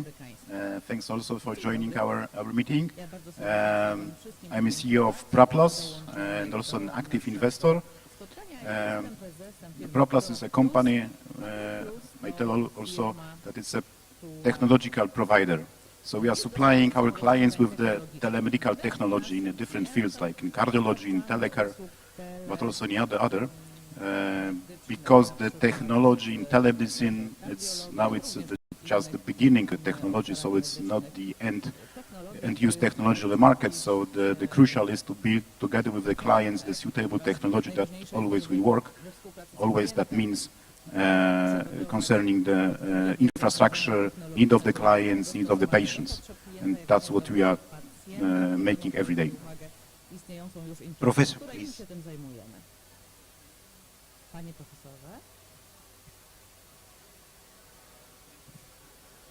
One, two, three. Okay, it's working. Thank you. Hello, my name is Piotr Skarżyński. I'm active surgeon. I'm a medical professor, and I'm ENT, pediatric ENT, and also quite active in the telemedical field, including the board of International Society of Telemedical and Healthcare. As an active surgeon, you can ask why I'm here. We fulfill a lot of projects in Africa in terms of the hearing screening telemedical projects in Rwanda, Tanzania, Nigeria, Senegal, Cameroon, Mauritania, and I could talk more and more, Congo, Brazzaville. The issue which brings us here, and I would like to thank that organization to invite me here, is that we try to connect Africa and Poland in terms of showing what we are doing. Our center in Kajetany next to Warsaw makes the highest number of surgery which improves hearing. It's around from 12 to 16,000 surgeries per year. And so a lot of doctors, professors, and specialists from Africa were in our center to learn how to make treatment, not only surgery, but whole diagnostic pathway, surgery and rehabilitation. And also we tried to find a way how we could work on especially the telemedical connections with African countries and African specialists. Not that Polish specialists are coming to African countries, but we would like to work with local specialists. Also, we have the branch in Senegal when Leszek is manager of that, and we are also try to open another clinics based on local specialists in other countries and other projects. Hi. Hi, everybody. I'd like to thank everybody who's been able to attend the forum. My name is Pogazi Feke from South Africa. I'm a founder of a company called Brainwave Medical Group. We are a medical services company. where we focus on different types of services. We focus on specialist care for kidney disease, where in the countries that we operate in outside of South Africa, like Ghana, in West Africa, we build capacity. We ensure that we facilitate the training of doctors through the ISN program in South Africa to be nephrologists. We ensure that our South African clinics are able to build capacity for nursing skill within their field of nephrology, which is kidney disease. That's on the specialist side. And then we also have a division of the company that does medical evacuations and medical tourism, and with the destination being London and South Africa, based on proximity for emergencies. And then for electives, primarily it's South Africa. And then we also have partnerships in the telemedicine space. Thank you. Thank you. Mr. Ayo, please. Hi, everybody. Thank you so much for being here. It's a pleasure to be here and speaking with everyone. My name is Ayedele Adiemo. I'm from Nigeria, and I lead a health tech startup called Pneumacare. First to say that, in Africa we've experienced a lot of technology innovation across different sectors over the last, decade. But in healthcare, we've seen very limited innovation, and this is because, doctors are doctors, right? Not technology or programmers. What Pneumacare do today is enabling healthcare businesses to become digital, either in digitizing patient experience or digitizing care delivery through telemedicine and, virtual care or data analytics. And basically a pleasure to be here today. Thank you very much. Thank you. Okay, we could start our discussion today. Of course, future of health is a hot topic.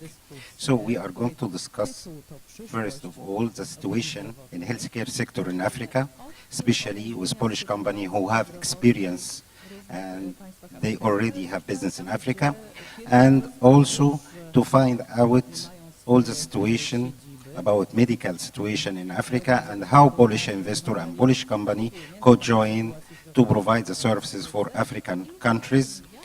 Because as we know that Africa is 1.5 billion people, and healthcare is mandatory, and some countries still need a lot of technologies.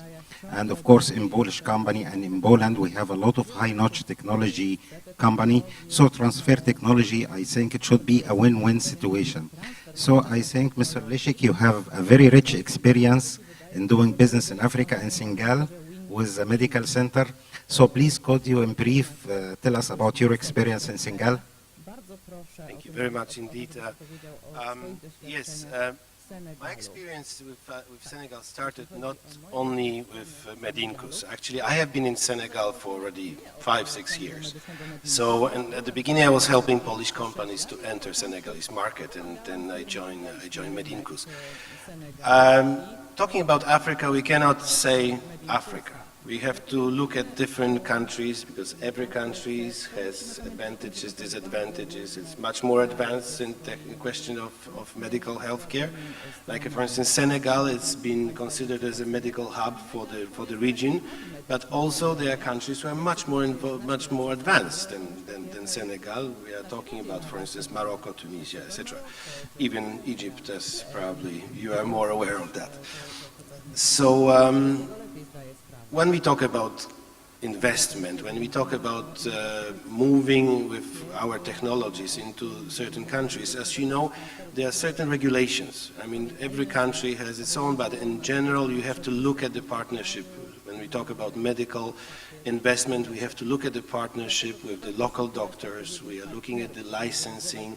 We have lots of barriers for the entry, which is not always evident. So you have to, what is your success? Actually, your success depends on the partner you're going to choose and the partner who's going to help you to enter and open certain doors. And this process might last for many months and many years sometimes even. It's not that easy. So Senegal, it's a very interesting country. It's a country where there's a huge potential. We are looking now at the investment not only in the medical sector but also investment in gas and oil industry. It is going to be it is going to be country of the West Africa in the future. I mean, we are running after Ivory Coast, but I think this Senegal has a much more chance to be on the front line. So definitely investing in medical sector. It's a good potential. I mean, Senegal also has a university which is providing a specialist, providing medical doctors. Not every country in the region can provide a specialist in the specialist. So I can understand that first of all you should find your right local partner in the African country you are going to, then to find out the regulation and the license and medical legal regulations to practice in such country. That I would say is a key factor for the success. First, and the second thing is, of course, good analysis of the market, because you might think that certain issues are obvious, and you might have an impression that there is a big need. So you might rely on the facts which you collect, but you have to really do a deep analysis of the market, and especially barriers. So, for instance, language barrier. It's one very important question, because if we think about evacuation of the Polish hospitals, and the French is not such a well-spoken language in Poland, you might think there's a little bit of the problem. Second thing is, of course, the visa issue, a distance, and lots of small things. But visa is another problem also when we talk about cooperation, medical evacuation. But investing in the country, investing in the medical sector requires very detailed analysis of the market, of the potential of the market. So, and of course, local partner, which is of course. Today also, one of our hot topics is virtual medicine and telemedicine. So Mr. Yaga here is a pioneer, and he have a company, co-founder also for this company in Poland, working in telemedicine since many years now. So please, could Mr. Yaga tell us about telemedicine in brief, and how this could be helpful in providing healthcare services for African countries? Thank you. Yes, that's right. We are active on the field of telemedicine since 28 years now. So we are the oldest company in Europe that make the telemedicine, and I think that we got a lot of experience that we can share with Africa, because when we started in Poland, I think that we was nearly in the same situation that the countries in Africa and many countries in Africa right now. So exactly understand the problem of implementation, the technology of implementation technology in the field of medical staff, and also the population, technical problems, infrastructure problem. So I think that that is something that we can share with Africa, all those experience, because it's not like we will sell the technology that we are selling in Europe. Yes, it's impossible, because there are totally many differences. Some differences were mentioned already, but there are many others. So it's impossible to just implement the same technology on a totally different market, different mentally, regulatory technology, as I mentioned. So first of all, instead of finding the right partner, because it's very important, it's to work with the government, with the administration, to find if there are possibilities to implement the technology. Because when, for example, when there will be no acceptance and allowance in regulatory field, there is no chance to implement the technology. Where there will be no infrastructure, and there are no plan to build the infrastructure, also there will be impossible to implement the technology. Also, when the knowledge of the staff, the implementation of the technology is not in a good level, there are also big problems of implementation of the technology. So, okay, founding the partner is good, then we can go strictly in the field that together with the partner with selling some part of the technology. But I think that we would rather want to discuss about the much more, not only implementing some existing models, but implementing technology as a very wide branch of medicine, because COVID shows us very well that without the technology, helping people, also with some diseases like COVID or some infections. It's impossible without any technology. It's not the future. Sure. Okay. Also, we have Professor Piotr, who have a very good experience in providing medical services in African countries. He's a professor for auditory ENT from Poland. So could you speak, Professor, for us about your experience in providing medical service in Africa? Yep. So in terms of that what we are talking, in each business and in each partnership, we need somebody who will do medical service, business, or everything together with us. So it must be win-win situation. And I think with one common thing between Africa and telemedicine, that there is a lot of different actions. We have actions which is supported by European Union, by some governments. Somebody important from one country is going somewhere, so we try to show that we are doing something. So there are 5 surgeries, there is special surgery, some donation for some very rare case, somebody is coming to Poland or other country. And also in telemedicine there is also a lot of actions. There is not enough sustainable, constant support and partnership between Polish companies and African countries. And we were talking, it was discussion in the panel before, it was about transport, about telecommunication. Africa is very developed from telecommunication point of view, so I think that telemedicine is the way when we can support that. Support not on the way, I would like not to offend anybody, like Chinese or Indian telemedicine, which, for example, in Dakar is that every day there is 5-6 hours transmission of some surgeries or some movies about how to make consultation. This is the real consultation. But I remember our research in Ivory Coast. When we discussed yesterday during the meeting, we make the program, we make the partners, and in the end, the Minister of Health, Vice Minister said, Piotr, but they were not aware that they had any problems. Now they are aware and you must treat that. And there were not so many specialists local to do this. So if we want to do anything in Africa, we need to think about the beginning, about what we do and what will be later. Because if you miss that gap, nobody in future would like to do so. We need to think about the complex issue. The complex issue needs partnership, needs specialists, needs a lot of environment like visa issue. For example, we make some treatment which needs later to the follow-up. That's what we could do, we must do telemedically because it's a financial issue, which is possible in Africa, it's no problem.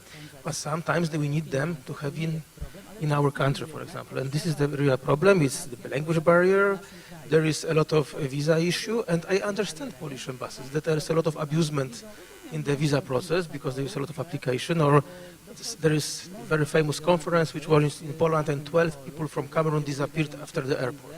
So we need to know about that. We have to think about all of that, what could be.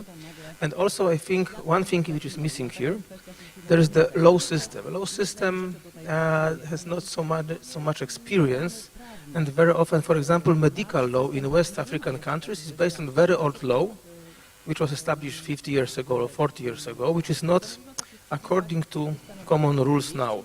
So we need to have good partners, lawyers, and also to think about financial results of that what we are doing, not to miss the sources which we put there. If we have all of that solution, that what is extremely important is to think about how to do it locally and to show the difference between our system and African system. It's not very easy, and we have to divide that into 2 branches. One, there are medical products, so there are drugs, medicines. I don't want to use drugs because I one time used that I have drugs for myself at the airport and I have problems because the custom office thought that I have real drugs, but it was medicines. But there are some medicaments medicines which we can use. There are medical products which is huge needs, and I think we could use the very good attitude to Poland because a lot of partners are looking for the new contacts not related to the colonies which they were earlier. So it's really a great chance for us to do something in that countries with the new view, new partnership, not the leading country with the colony country. And I think in that way we can look forward for some good partnership. Good. Okay. Ms. Ibu, you are practicing, I think you are providing medical service through your company in South Africa and some other neighboring African country. Could you please in brief tell us about the situation of medical health services in South Africa and the neighboring country you provide the service in? Okay, thank you. South Africa is one of the most advanced countries in the medical space in the continent.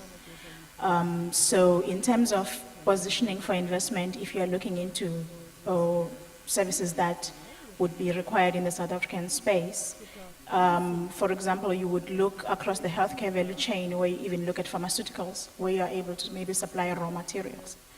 But if you are looking at selling a finished product, South Africa is the gateway to the SADC, which is a community of 16 other countries that rely on South Africa to be able to service their healthcare needs. So it positions you for even a bigger market. And what is ideal for investors when they come to South Africa is because you can bring your IP, your intellectual property, but you don't necessarily have to bring the financial resource, because government, as long as you've got South African local partners, comes and plays in that space, where then you reduce your risk as an investor. If you're investing in South African companies, where you know that your risk will be shared by the government, where they also invest in the initiative that you've taken upon. So in terms of investors looking at the South African market, you would have to look as to what are you actually selling. Are you selling raw materials, because it's got an extensive manufacturing capacity? Or are you selling finished product, where that product might exist in South Africa, but if you're bringing a better quality that can be positioned in the neighboring countries, then you are able to use the South African distribution network into those countries to allow you to be able to leverage your investment. Perfect, thank you. So now, Mr. Aywa, I know you are having a lot of experience in the African healthcare market, especially was working with WHO and with the digital health. Could you please tell us in brief the situation from your experience about the healthcare services in Africa you passed with? Yeah, thank you very much. So quite similar to what most people have said, but I think for Nigeria, the first thing to say is there is that tremendous opportunity first, but there is that debt of healthcare infrastructure. So you think about tertiary facilities, you think about well qualified like hospitals that have enough equipment to drive certain surgical operations, right? And what you have basically is like, you have a lot of medical tourism that happens like out of Nigeria. But we have about 200 million people, very tech savvy, young population, and number of folks now trying to like build, different digital platforms for like hospitals to, adopt scale and try to like scale their services, or even driving things like telemedicine. And just this year we've seen about 2 companies that have raised over like close to about $100 million in investment. So I think we like to see Nigeria, for instance, as a greenfield for digital health innovation or healthcare innovation and healthcare investments.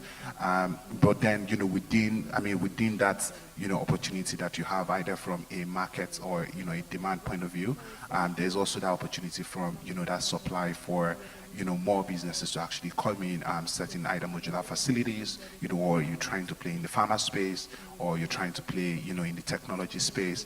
I think what we have today, right, is that level playing field for a lot of people to to invest in and actually to play in.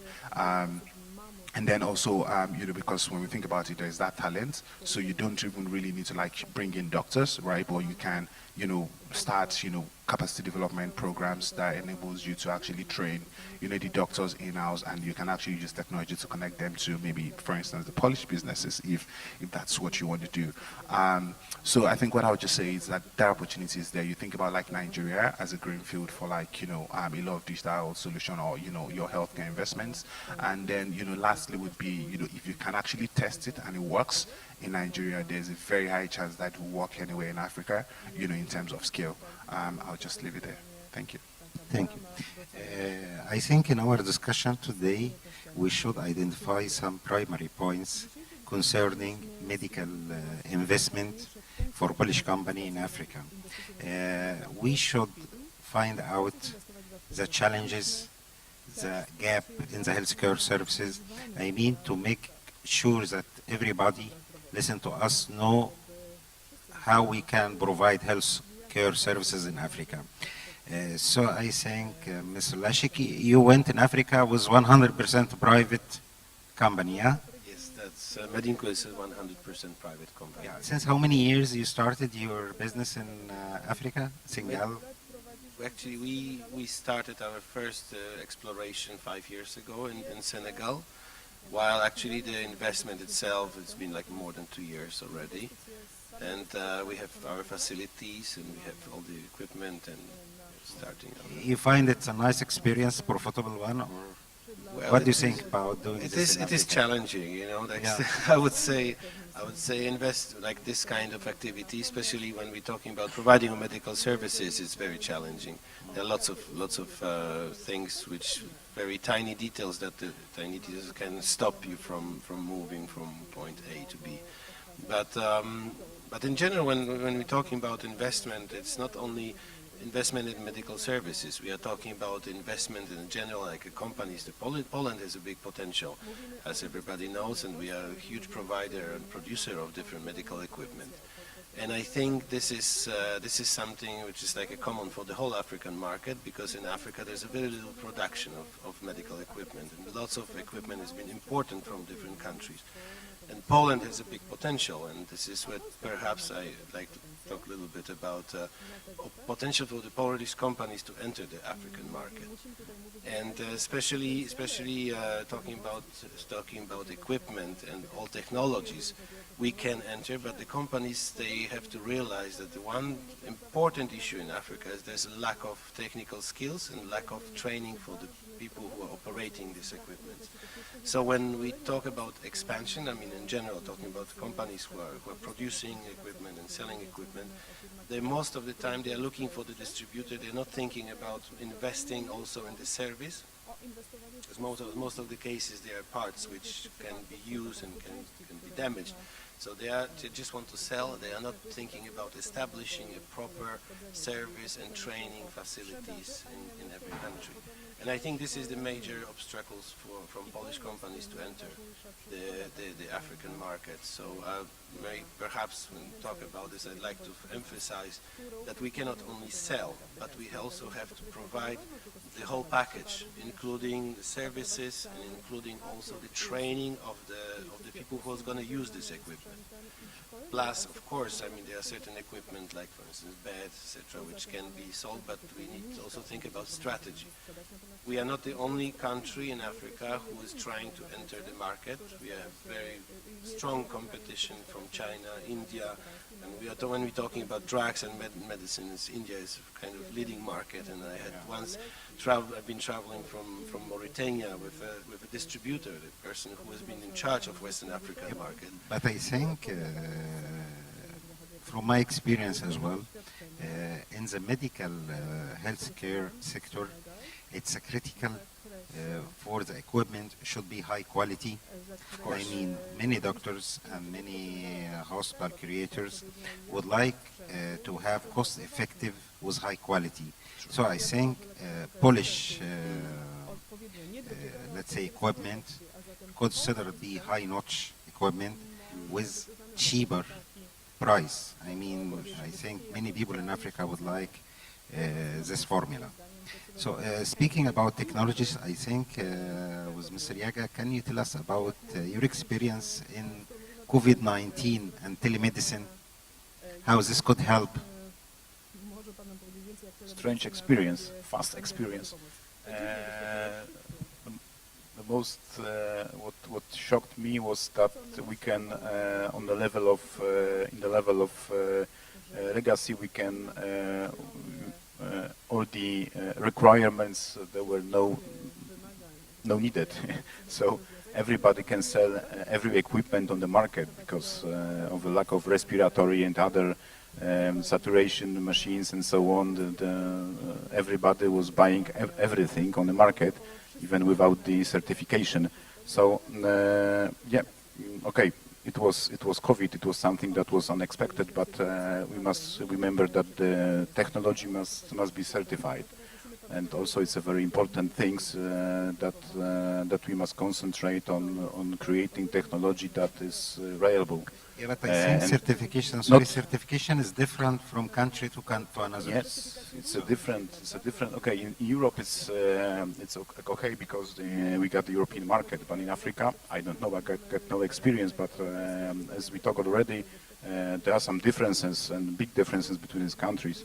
So entering the market also is a problem with the regulatory, and concerning the prices.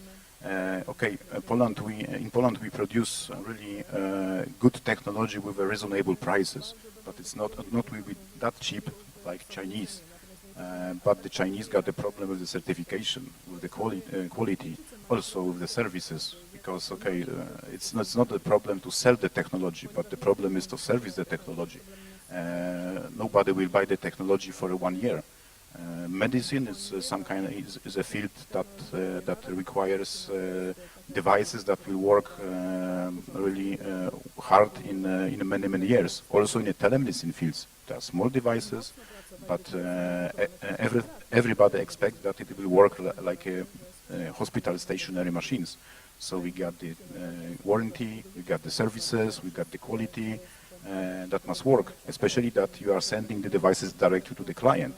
Not in a hospital that you get service, you get maintenance, you get everything. Yes, so the devices are working in a client place, the patient's place. Sometimes it's a village without, for example, without electricity. Yeah? So electricity is something that appears a few hours a day, and it must work. What about sending the medical devices for the services? Yeah, that's the problem. So when you're talking at the prices, okay, we can supply with a good product with reasonable prices, but not as cheap as Chinese, because we know how important is the quality of the product and the service of the product and everything that you mentioned. Also the training for the personnel and for the patients. Also the support, remotely support for the patients and for the personnel, because sometimes telemedicine doesn't work from the technological point of view. So you must support it remotely. We need infrastructure to apply the telemedicine technology. That's a big problem. Yeah. And how can telemedicine help with international patients? I mean, people seeking treatment cross-border from country to another, in medical tourism, for example. Could telemedicine be a good solution for assessment and follow-up in such cases?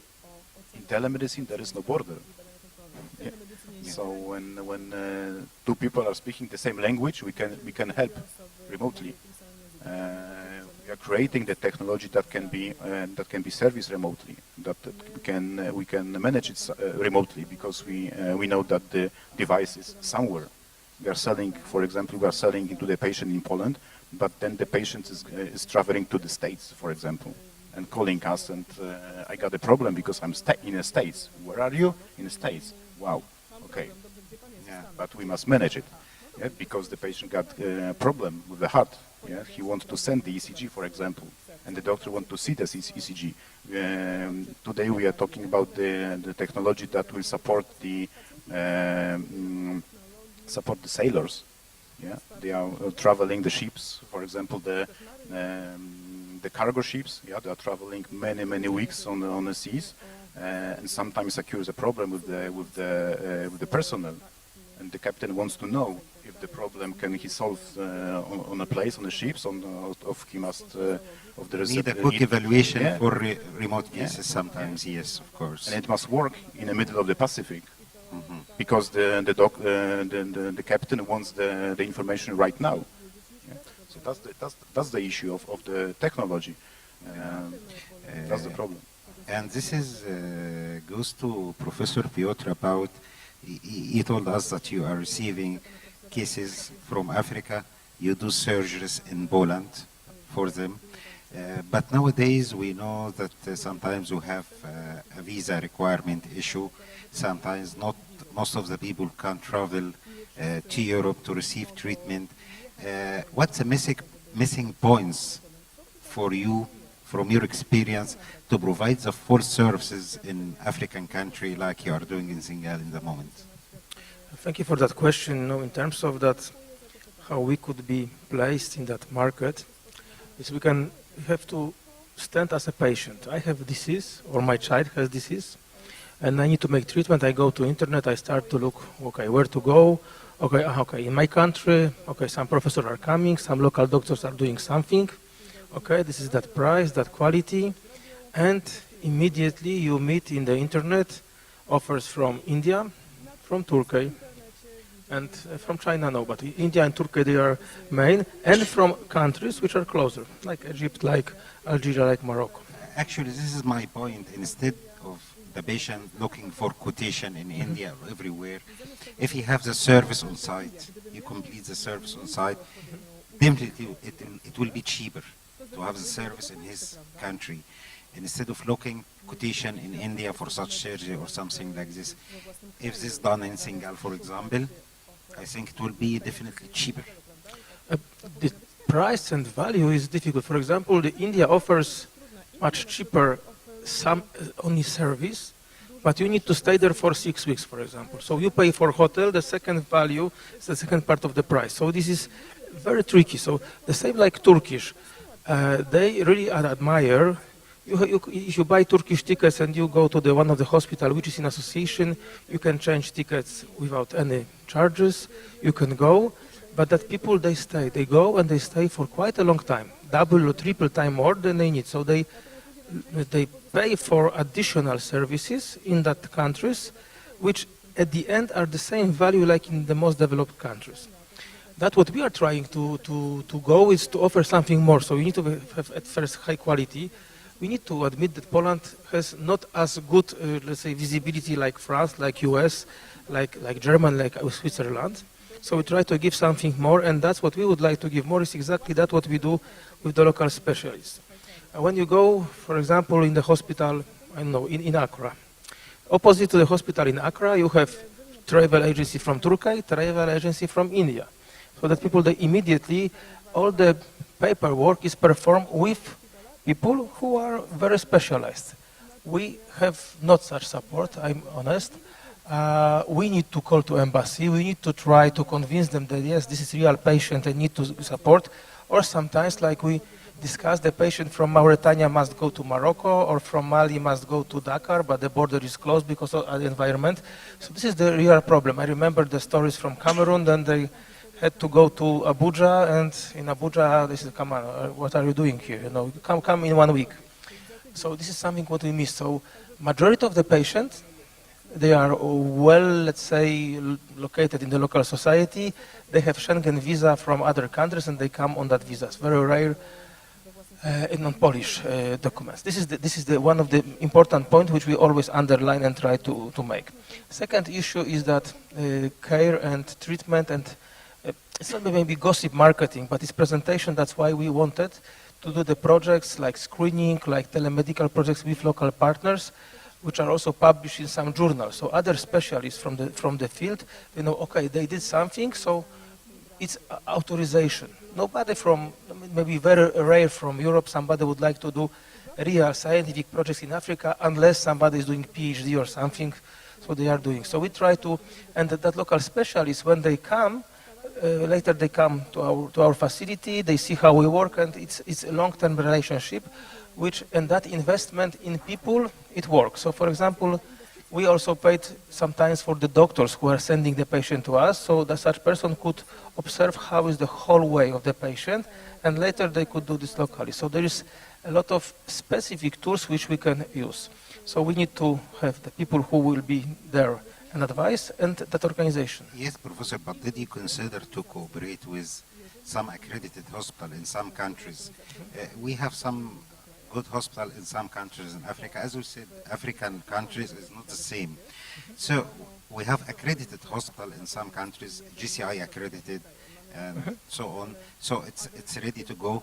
So could you think, what do you think about cooperation with such hospital? By this way, you don't need investment because the machine and OR and everything is there. You just need to transfer the know-how and treat the patient in place. For example, Ms. Thibault says South Africa have a good hospital, high-notch hospital. So if you deal cooperating with one of these hospitals, I think you don't need investment to treat the patient instead of sending them back to Poland. This is my question. Yeah, I fully agree. This is a very good point. We are in Dubai. There is plenty of hospitals super equipped, also like in some other surrounding countries. But the issue is on the whole way of the treatment. Quite often, and this is one of the weakness of the system, that some good professors are going, make 5 surgeries, going out, and after that the healing period, the rehabilitation period is missing. So for example, we have a lot of non-users. We observe that very heavily. We have also branches in Central Asia, like in Kyrgyzstan. There was one doctor from Germany who came, did 10 surgeries, all were failed, and then they came to us, okay, could you help us? But we didn't do the... But couldn't we train a local team?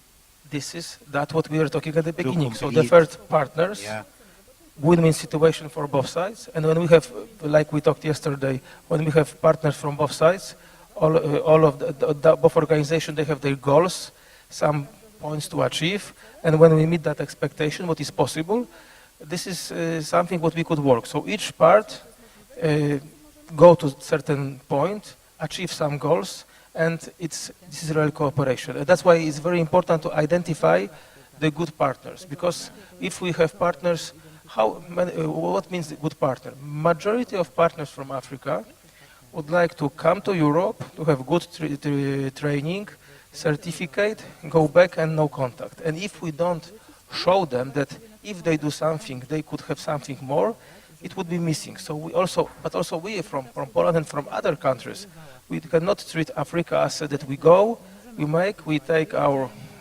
fee and go out. So if we meet that expectation, it is only, in my opinion, the chance to build a long-term relationship in a lot of countries in different parts of Africa. Yes, I know, but my question, because as we know that there is some medical brands goes to Middle East and Africa, Mayo Clinic, Cleveland, they open branches and they start to transfer technology and know-how to other countries. Okay, why Polish Medical Society does not have the same branding companies and do the same in Africa? This is also a good question for me. First issue is very easy to answer. First issue is that there is not enough support and there is not financially attractive, because if somebody is good in Poland, the queue to them and there is demand for such service is so huge, so there is not worth to risk in Africa. So there is not like in some other, like in US, that they compete and they have no patients. If you are really good in Poland, you have mass of patients. So you don't think about going to Africa to do something, because this is not very profitable.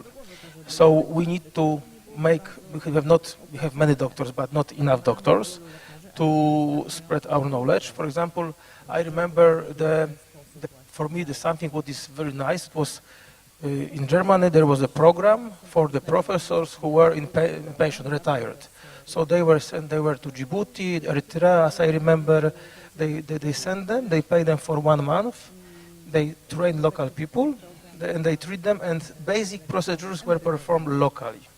And then everything what was possible locally. Only very specialistic procedures were performed outside. And this is the way, like Cleveland or some Paley Institute, for example, Orthopedic Institute from Florida, they make some very basic or moderate issues in local, and this is the way, but this is the issue of attractiveness. So if you are good in some countries, you don't want to go. Another issue, if there would be other support. There was the program several years back, I would not mention exactly with him, but it was that medical will be cooperating with other industries like energy, like telecommunications. So if we do something like that, so if we do medical, telecommunication, energy, and everything will be as one basket proposed to some countries, it could be also interesting, and also that medical could be like offset, for example. Like Qatar, for example, sells some products to some countries in Central Asia or Turkey, and they say, okay, we will buy from you energy, we will buy from you that, but instead of that, we would like to have 10% of income in medical services. And they are forced to build hospitals. Also, we could have cooperation with African countries. There were such programs that African countries import some goods from Poland, but there is the condition that if we import from you, also give us some medical technology like telemedicine. And I think it could work. Yes, it could work, yeah. Ms. Ibu, could you please tell us more about business opportunities open for Polish company to invest in healthcare in Africa, according to your knowledge with market over there? First thing I want to say is, as a company, we've got presence both in Southern Africa and in West Africa. Our largest operation outside of South Africa is in Ghana. So when I'm sharing opportunities in Africa, opportunities that are in Southern Africa or opportunities that are in West Africa. For example, there is a shortage of critical care services in West Africa. And the biggest contributor to that is that the manufacturing capacity locally for things like IV feeds for intensive care isn't there. So somebody who's thinking of opening an ICU in Ghana is going to think that I'm going to have to import water and ship water on water from South Africa to come and do an IV feed. Why not invest in a manufacturing plant that can actually do IV feeds there and support that with training of skill sets for critical care? Because you can have the training, but if they don't have the things that they need to work with, then that investment case is not going to hold. So, for example, in West Africa, that is one of the low-hanging fruits where, in terms of critical care, they are evacuated outside, either in South Africa or to Egypt or to the UK. And if you're looking at countries like South Africa, which are much more advanced medically, they contribute to the body of knowledge globally. There, in terms of investment in healthcare, it's more on the distribution network that South Africa has within the region. Because 9 out of 10 times, even innovation that gets brought into South Africa, chances of that doesn't exist in South Africa are very minimal. But the distribution network is not going to do the service alone. I mean, I'm talking about some country need primary and secondary. I'm not talking about tertiary medical services, but even secondary medical service, like you mentioned, critical care services and trauma services, still missing. So do you suggest that investing in infrastructure for such medical facilities in some countries could be a nice choice? It could be a nice choice, but you need to evaluate your investment case based on the country's economic viability. For example, there are countries that are still struggling economically, like Zimbabwe, Malawi. The other day, we had an invite that Uganda has got 3 dialysis machines and a population of 46 million. It's not that nobody wants to go and invest in Uganda, but where the country is at, in terms of affording that type of a service, they don't have the disposable cash or the insurance system that will give you the safety net for reimbursement. So each country that you go into, you need to do like a thorough analysis of this service that I want to bring in here. One, yes, it's needed, but what channel would be best for me to bring it in through? For example, in countries that rely a lot on donor aid, because economically their population is not where they can be able to afford, then you start targeting then the donor agencies that target those countries. Yeah, then you do collaborations with them. Yeah, but still within even this country with low economic situation, Yes. we have a lot of patients travel to seek treatment abroad. Still, Yes. even 5%, usually we calculate it from 5 to 10%, even with countries with low economic situation without even health insurance system. And I think the same question, would like to hear your opinion, Mr. Aiwa, about the business opportunities in African healthcare sector and funding for investment in Africa.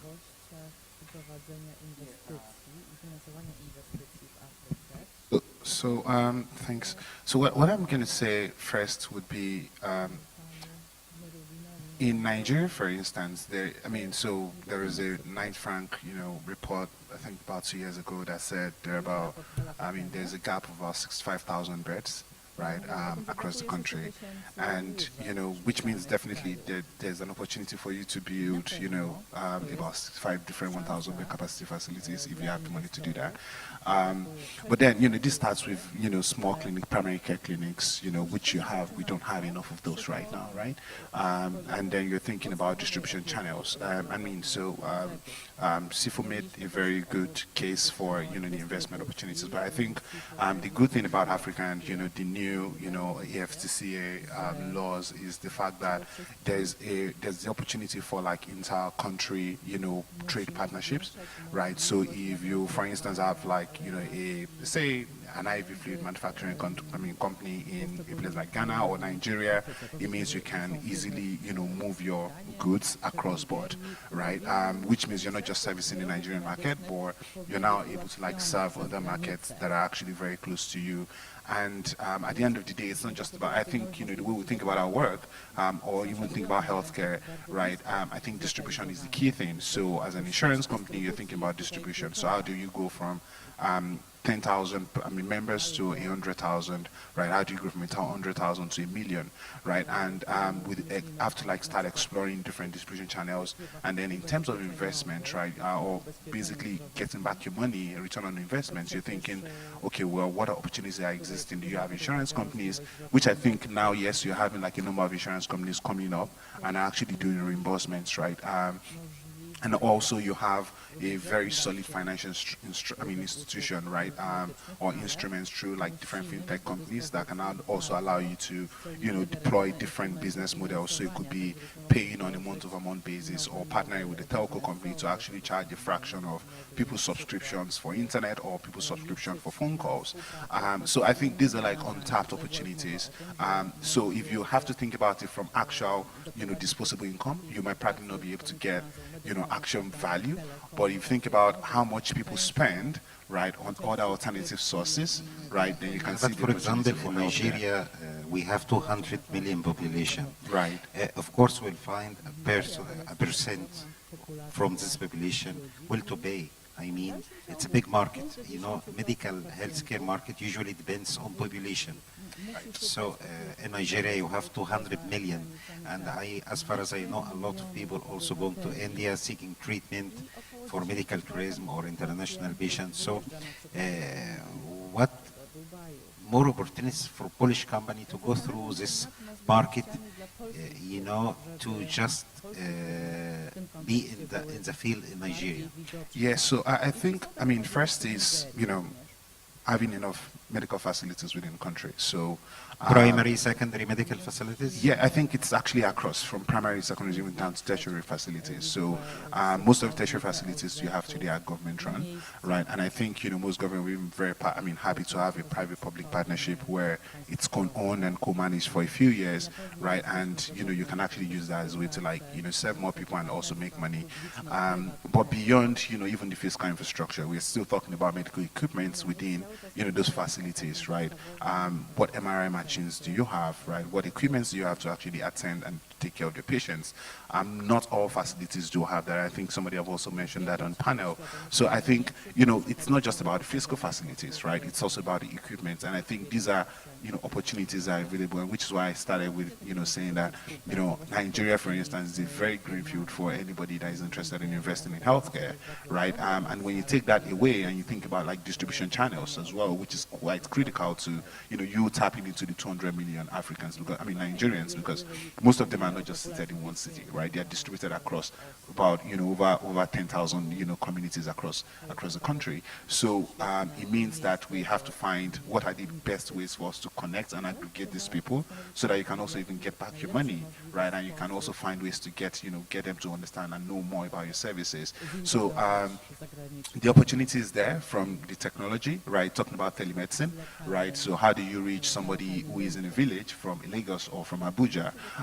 You think about like, your facility building either from a tertiary facility or even building factories, right? If you are interested in building like a factory or you're trying to like deploy medical equipment within, the various facilities. One thing to also mention would be the fact that there's a very booming, diagnostic market in Nigeria, right? And that market will continue to grow.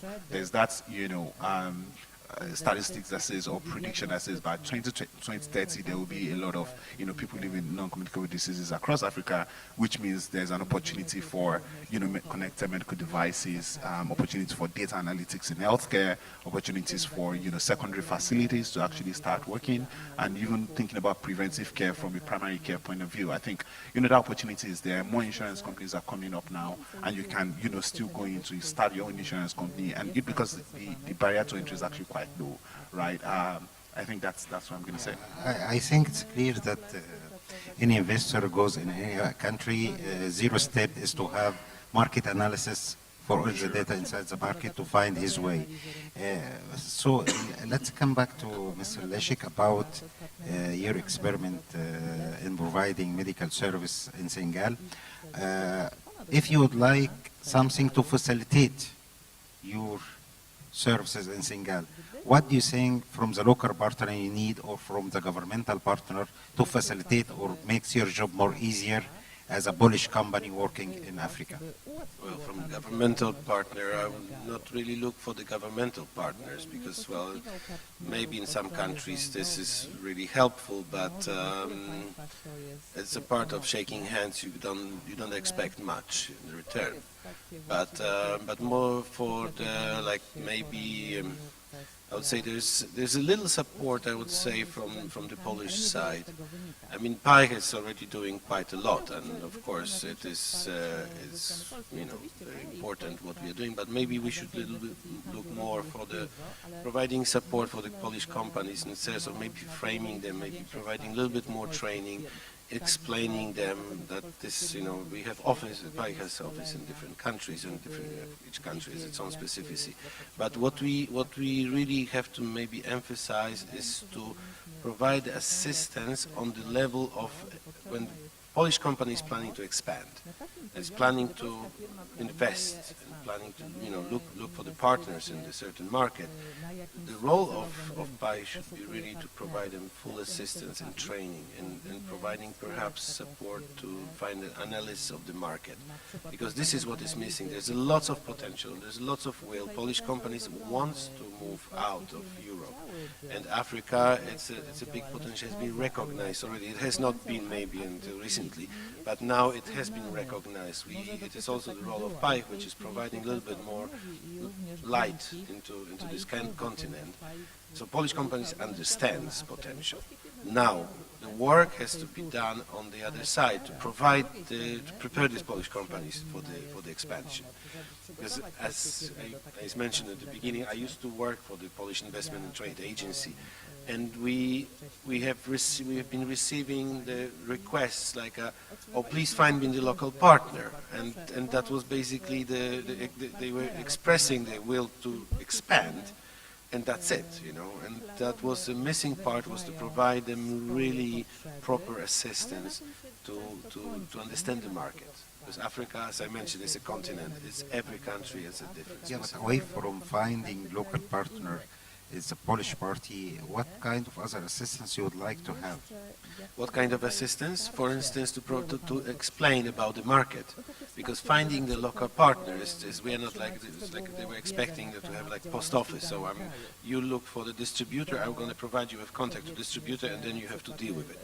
Basically, the missing part is to provide assistance to understand the market, because the African market it's not African. It's every country, and every country has a specificity, and we and the Polish companies understand what is happening in Poland, understand what is happening in Europe, but they are not completely aware of what are the barriers, entry barriers in this particular market. So this is what is missing, and I think this where emphasis should be put on. Plus, of course, there are some markets which there is no point of entry. So there is a lot of missing data. Yeah, of course. You mean for the Polish company to go through? Is there a way to make something like each country survey concerning the healthcare sector, and this could be a published data available for all the Polish investors who would like to go through these markets, or yes, this could be not available? The data is one thing, but also to understand the dynamic of the country. Some countries are very difficult to enter. Some countries, there's too much competition for the Polish companies, and there's no need even to entering and trying to fight with the Chinese or Indian or any other French companies, because they're already there, and there's no point. So this is something which the role of Polish Investment Trade Agency, I believe, is to inform Polish companies first to identify potential, and maybe to invite some Polish companies and look, there's a big gap. You might be interested in this particular market, but when the Polish companies are approaching Polish Investment Trade Agency, they should be properly prepared, and this is not always happening, I think, on this end. Plus, what mentioned also Piotr, I mean, when we look at the other countries and how other countries are supporting, for instance, India or Turkey or China, there's the whole industry around. And basically, when we go to Dakar, when we go to any other capital, you see these companies, and there's a whole network. We are maybe late, maybe not. It's not yet too late. Maybe Poland has to do their homework and to bring this assistance and create this network, because potential is enormous in Africa. Yes, I think Africa is a future. There's a big need.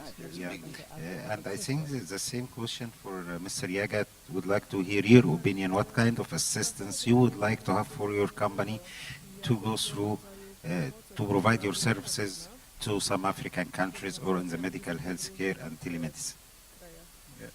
To make a business, you need an ecosystem. So an ecosystem must be made by the government, by agencies, and so on, because it's impossible to make the ecosystem by the companies. Yes. So firstly, the implementation of medical equipment, medical technology, telemedicine must be made by regulations. Yes. So without the regulation, without the acceptance for the telemedicine on the market, there is impossible to act on the market. I think that Poland also has got the big chance to enter to cooperate with Africa, because we are an open country.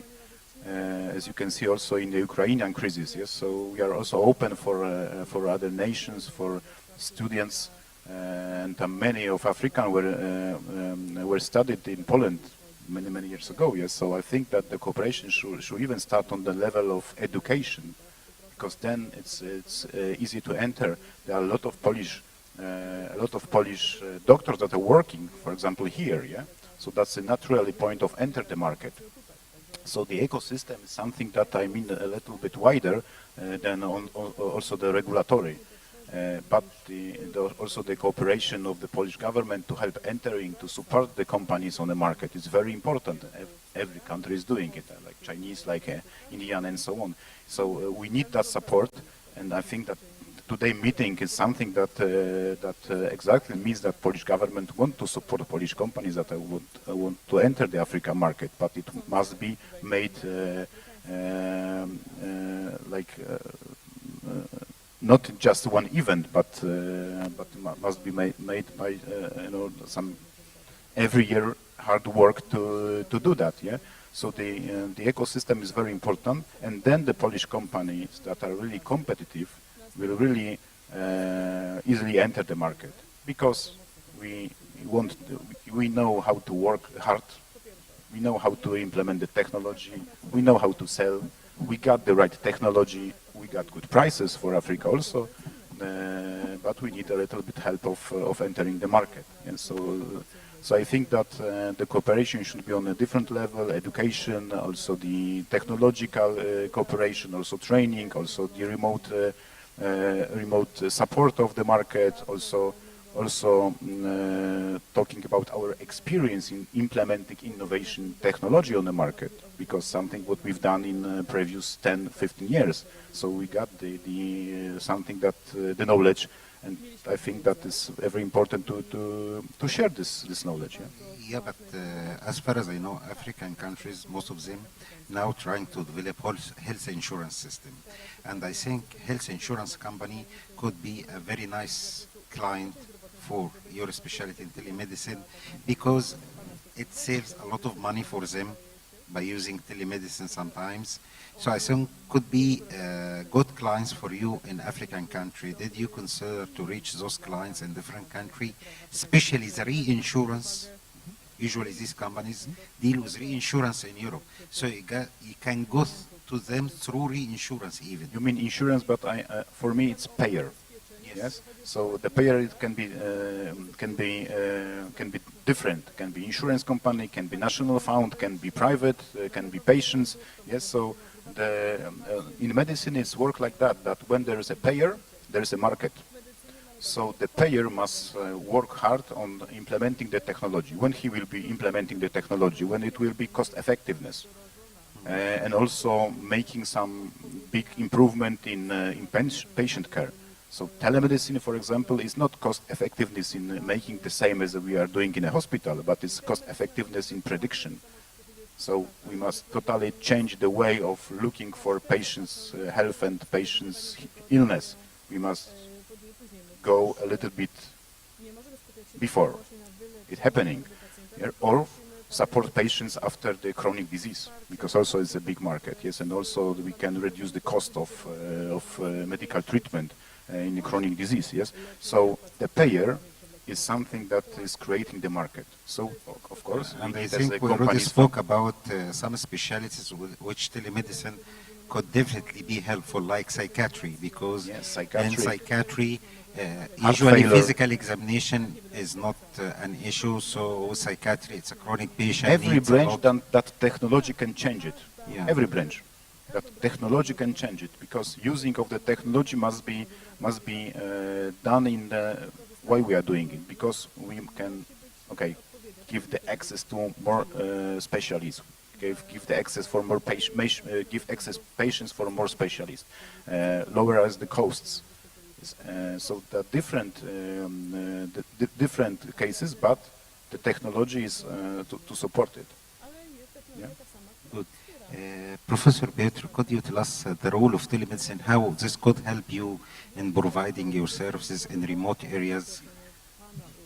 In terms of, if I could go back to that, one of the issues was earlier, I would like to present you the very good example of the support of it was former organization in PAI, it was next to the embassies, there were some other organization earlier. There was the person who passed away this year, it was in Uzbekistan. It was Mr. Strzałkowski who presented us. We came and said, we would like to do some medical service in Central Asia. And he said, oh, we are in Tashkent, maybe not here, maybe in Dushanbe, in Tajikistan, it's in my area, maybe in Kyrgyzstan, because your portfolio, your service, prices, quality, it's maybe not good here. I could organize you a meeting with Ministry of Health, with the Vice Ministry, Ministry of Industry, everything he did. And he presented us in 15 minutes talk what we could do to adjust to the market, that what we were talking earlier. So that's what I think we expect for such organization like PAIH, that people will not be the post office, but will present, okay, if you would like to invest in Ghana, okay, this is the payer, this is the organization, competitors, the rules, the barriers. We need such people. Unfortunately, maybe not half, but even around half our contacts, always when we go to any country, as organization, as a program, as a conference, we want and come to the Polish embassies or Polish organization who support Polish companies. We met different people. There was one ambassador who said, "Oh, you are here. Are you looking for souvenir shops? And they are, two streets far away. I can give you the good discount." But, it was for us shock. So some people are really, or to meet, when we go, we would like to meet. No, this week I cannot, the next week I cannot. Other people are very much motivated, so they try to do, and they would like to do the support for us, and like how we met Leszek in Dakar. So it was support, it was, okay, you would like to make office, is that. You would like to make the company, there are several companies who would like to make you the lawyers. There is the organization who could connect you with the local insurance companies. And then we can discuss if it's a chance to be in the net or not to be in the net. Your competitors will be people from Egypt, Morocco, or Tunisia, and this will be this level. So if you meet that expectation, that price, will be better. So we need to have such support, not only the support in making the meetings. So meetings are important. So this is what we need. In terms of the telemedicine and in terms of that what we can do, if we do something, we expect from that organization that they will not work, but they could maybe not show off, it's too much, but to present and to be proud that what we are doing could also be beneficial for that organization. So we could be attractive as a country, and other people would like to cooperate with us. So it's to make information and to spread the information. What also sometimes is missing. I come back to my previous speech that we make actions. There is meeting, one of ministries coming, there is action. We make presentation of companies, and there is not a real meeting expectation of partners. And also there is issue with that insurance and others. We need to not only work as one group, but as we have insurance, of course, there are some insurance companies who could support because telemedical could be attractive, and we need to find a simple way of making that profitable one big business in terms of the, like in cardiology, which a lot of people are doing, and additional to find other surrounding businesses. And sometimes we could find that Holy Grail who everybody is looking, but we need to analyze that what is around. Yeah, thank you. Ms. Ibo, I think your company, Brainwave, working in medical tourism and international patient care. So how do you think telemedicine in the future could help your business? And especially you are providing medical service in remote area in Kenya, I think nephrology and so on. Is this could be helpful for you in the future? It's currently helpful now, let alone the future. For example, I'll give you an example with our local partner in Ghana that is a radiology business, that they've partnered with the South African radiology firm, where they're able to have their interpretations of their radiology being done in Cape Town, and the results sent overnight to Accra. And then they are growing in leaps and bounds. They just got founded by IFC to spread nationally, in Accra, because of that telemedicine component that allows them to be ahead of the curve. That's just one area. Even in the area of the services we offer in kidney disease management, it speaks to the management of chronic disease, that you can be able to have an impact where your patients are able to live longer because the solutions that you're implementing allows you to manage the chronic illness much more effectively. For example, a patient who has kidney failure, it takes on average 10 years for a kidney to totally collapse and not work. So you can be able to manage that patient that it actually takes 20 years, because from stage 1 to stage 2, as long as they've got access to specialists that can analyze their blood work, not necessarily them being there physically, but specialists that can analyze their blood work and then make recommendations to the local team that is managing those patients. The patients are able then to live with that chronic illness for far much longer which you know, has an impact economically. It saves a lot of money as well because telemedicine, both to grow their businesses at the same time to have an impact in terms of healthcare services. Thank you. Mr. Ayo, I think we would like to hear your opinion also. As your company is ambitious, and I can see that you would like to provide many people in Africa with basic healthcare services, you would like to reach as much as patient you can. So telemedicine, how could be helpful for you in doing such targets? Yeah, so from our own end, basically, I mean, like I mentioned at the introduction, we work with healthcare businesses, hospitals and clinics, and you know, startups to be able to like deploy telemedicine, you know, as part of their use cases, for instance. Let me interrupt 1 minute. Care, your company, is currently working with many clinics in Africa, one country in Nigeria, or other countries as well? Just in Nigeria at the moment. Yeah, so we work with, you know, a network of hospitals to, you know, deploy digital health, right? And this will go from, you know, appointment scheduling to patient messaging to engagements down to like telemedicine, you know, in a few use cases. So I think, you know, one thing that is clear to most people is the fact that, you know, telemedicine, you know, is useful and can be helpful to drive, you know, access to healthcare. You know, the key part, you know, and which is has also been talked about is reimbursement for, you know, telehealth. I think that's like a big part, for instance, in Nigeria that we've noticed, you know, has been quite problematic. So we have a few insurance companies that have deployed their own telemedicine, you know, products, which means they've actually had to build internally, and now, you know, they're just trying to find, you know, and making it available to their customers. A few hospitals, you know, are launching telemedicine, right? But I think it's actually really, I mean, within the mass market, you know, point of view, is still in the nascent phase, very, very early stages from an adoption point of view. So whilst you have 200 million potential users, right, the problem that you have right now is you have less than 1 million people actually really adopting it, which means there needs to be that, you know, market education piece of work to help people trust that you actually don't have to see a doctor, right? The same way you can bank from your phone, right, and make transactions without entering into the bank. You can actually talk to a doctor in the US, you can talk to a doctor in South Africa, you can talk to a doctor in Abuja and in Lagos, right, and get quality care. So I think that's actually the phase where, you know, telemedicine is, and also in most of Africa. So most people that are using telemedicine, that have adopted telemedicine, are probably people in cities, and even the adoption level is still quite low. So I think with, you know, significant investments going into this space, there's enough opportunity for, you know, market education, and with market education is going to drive every other thing, because now if I know I can actually talk to a doctor, then, and I know that, you know, getting a medical device, right, would actually improve the accuracy, then I can actually go buy, you know, a wearable device, right, which gives more value. And then, you know, my insurance company can actually, I know that, okay, well, I can use my insurance to pay for it, right? And then there's value. So I think with telemedicine and adoption of telemedicine and, you know, some significant, you know, investment going into that space, it has like an overall effect, or like a cyclic effect on every other thing, you know, from, you know, medical devices to insurance to, you know, reimbursements to everything that you actually would think about within medical life, life value chain for an individual user. So I think that's my point at the moment. Yeah, fair enough.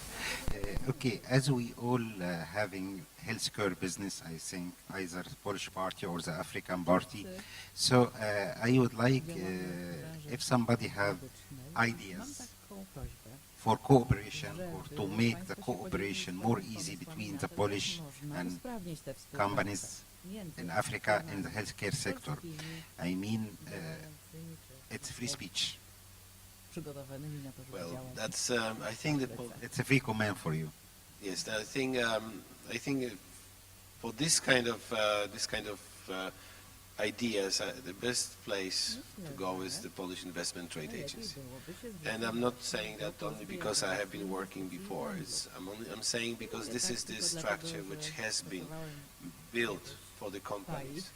Both, if it's foreign companies who were searching for cooperation with Polish companies, and for Polish companies who are looking for the cooperation with foreign countries. We have, there's a big network of offices, plus there's a headquarter, there's a whole team of experts who are providing support for the Polish companies, we're providing support for the foreign companies who are searching for the collaboration. There's no better structure. And Polish Investment Trade Agency has been structured for this, has been built for this. So I think this is the entry point. Of course, I'm encouraging companies to explore the markets. You cannot make a business from the headquarters in Warsaw or any other city. You have to go to the country, you have to spend time. And you should need more site visits from the Polish company to be more often in site visits for different African countries to get the know-how. Absolutely.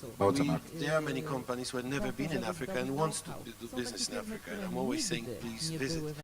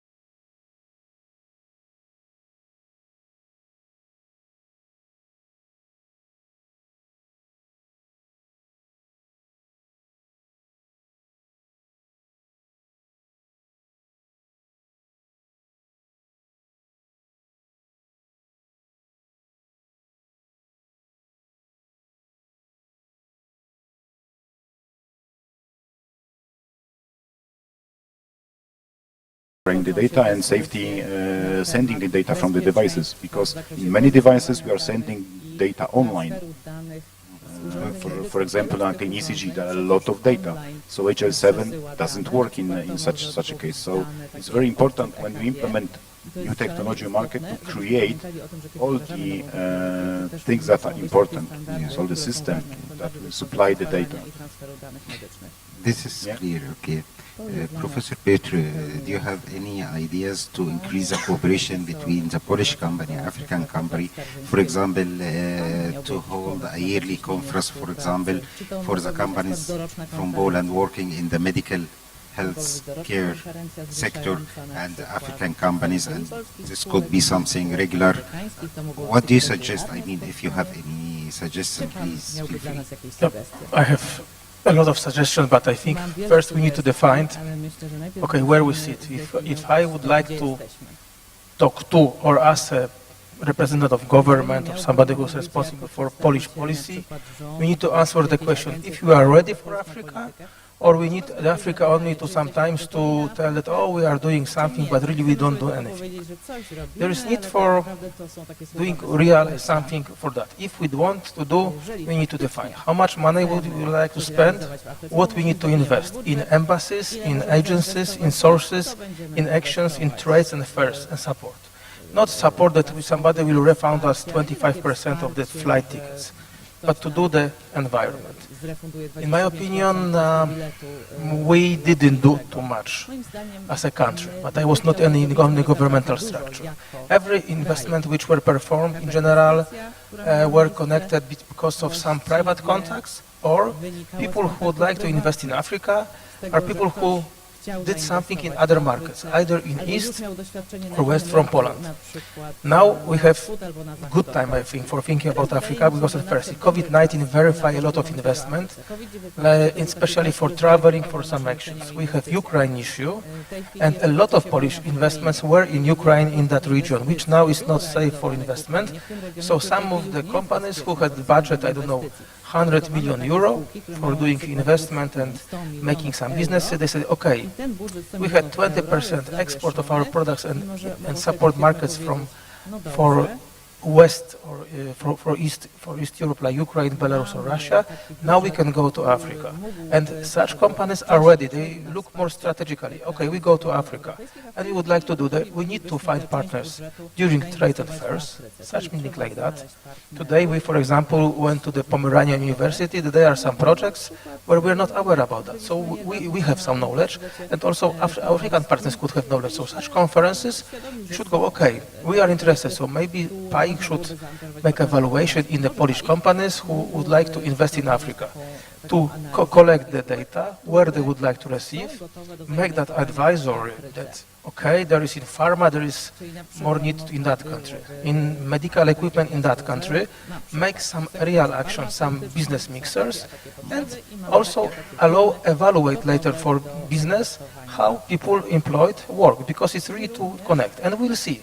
I'm sure that after such actions, supported by the Ministry of Industry, by Prime Minister, I don't want to tell anybody to go, but by some important people to go and support, we can really do something. And also it's a chance for African, like for you, because you are also looking for other contacts. And I think that also the Poland has that, what I mentioned earlier. We were not colonized. We are not France, we are not Great Britain, we are not Spain and other countries who try to be always superior. We always, I don't want to offend, but really we would like to make something on the partners. For example, a lot of people were at the university in Poland, in some African countries, or their parents were in Poland, so there is some good attitude. And if we use that, we could slowly, not very fast, think about doing something real in Africa and turnover with that respect for both sides. What to do more? Of course, there is work for people for some information, and I think that PAI could do this, that spreading an information. So, I think now we have a couple of ideas to increase the cooperation. First, to encourage Polish companies to do more on-site visit to African country.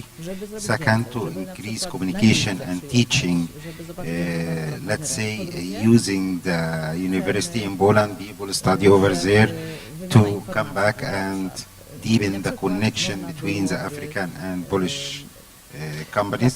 Yeah, we did that. For example, in 2 weeks we have World Congress of Audiology in Warsaw. We supported 15 people from Africa. It's around 1,000 euro grants for them for flight tickets and plus some costs in Poland, which we support them accommodation. And we know that investment from our side will give us back, because they could either send us patients or make buy our products or make publications. So always we have win-win. And this is more investment. From national point of view, if we make, for example, I don't know, 300, something like that, for who could come for a visit Poland, they could see something and they could convince that Poland is the country where it's worth cooperate. There are some tools which we can use. We do it on our side, but globally, I think it will really work to attract attention for such people. Thank you. So, Ms. Sibo, now the African point of view. You're COO and co-founder for African countries. So now we have the Polish idea, how to increase the cooperation between Polish and African companies. Now it's your opinion. Okay. A lot has already been mentioned that cuts across, but I think there's something to be said about taking the time to understand each other's culture of doing business, because how you do business in the West might be different how you do business in Africa, and that miscommunication may affect or may affect your expectations. I'll just give a simple example. You'd find that if I'm going for a business trip to France, we'll meet at some restaurant somewhere.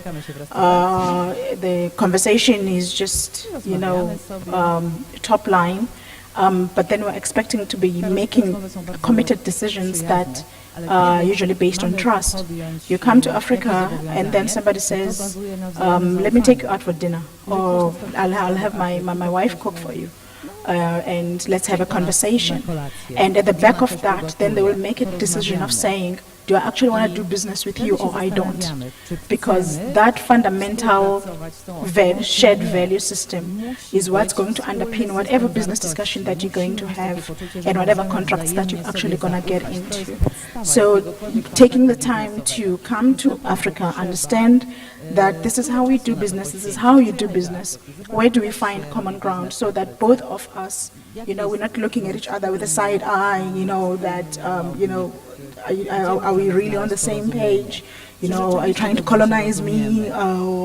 So it's very important to take the time and invest the time and the resources to understand each other's cultures of doing business. Thank you. So it's your opinion, Mr. Raya, about how to increase the cooperation between companies? Yeah, I mean, so first I'd say I think it's a disadvantage actually being the last person to talk about this. But yeah, so when it comes, I understand, Mr. J's comment around the cost factor of coming in first as a technology company, and I think that's probably where I'm going to start with, right? And the constraints around things like standards and regulations across different countries. I think one of the things that a partnership would help you do is actually to skip some of those regulatory and not necessarily skip, but then probably say navigate better. So if I am installing, say, a medical device and it's configured for HL7, like you said, I might probably be able to find a company locally that has a switching house that allows me to be able to connect to as many EMR companies as possible.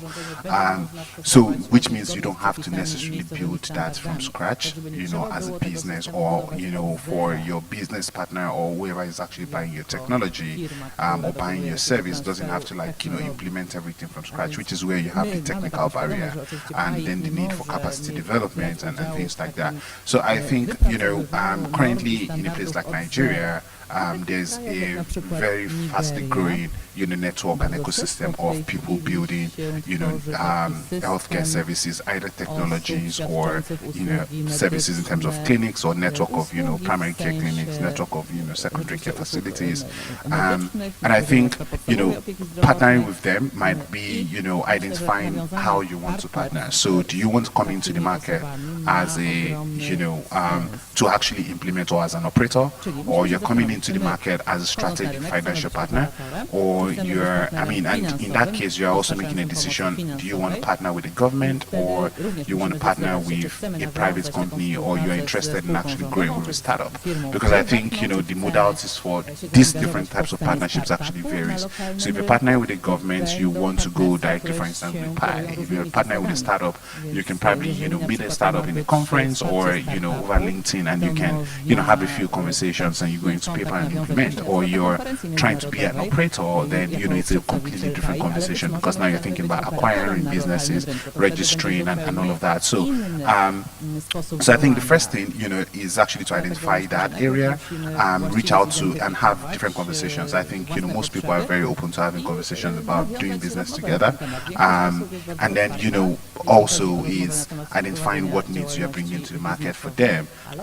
We were having a conversation just before, say, in Africa, the problem is not even the innovation. I think the problem is actually the distribution and the scale of those, technologies. And, what I see that the Polish, businesses can bring is probably an opportunity to reduce the cost of delivery and also scale access. And, by you doing that, you can actually make more money and returns from, from a volume point of view.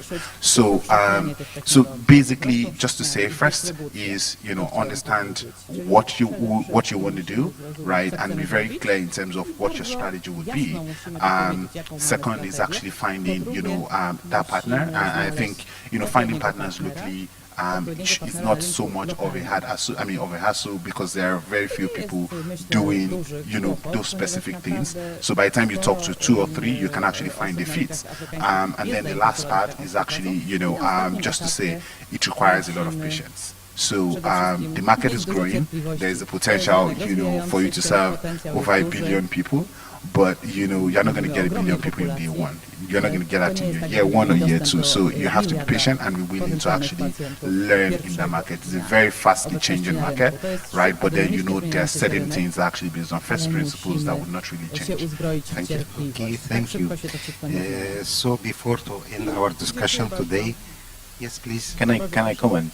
Yeah, please. Yeah, because it was really interesting what I just said, and I agree. But the question is, I don't know all those things that you already told. So that's why I need a partner to explain me if I should go to the government, or I should go to the private, or I should go to the clinics, to the insurance company. I don't know that. And in a different country, the question is the answer for the question is totally different. Yes, because the strategy. I'm an entrepreneur running company, so I will make the right strategy, but I must exactly know what to do to the market. Yeah, because I can spend a lot of money to go to the private market and then accuse that it was mistake, because I should go to the government and spoke with the government, and then the question to whom in the government I should speak.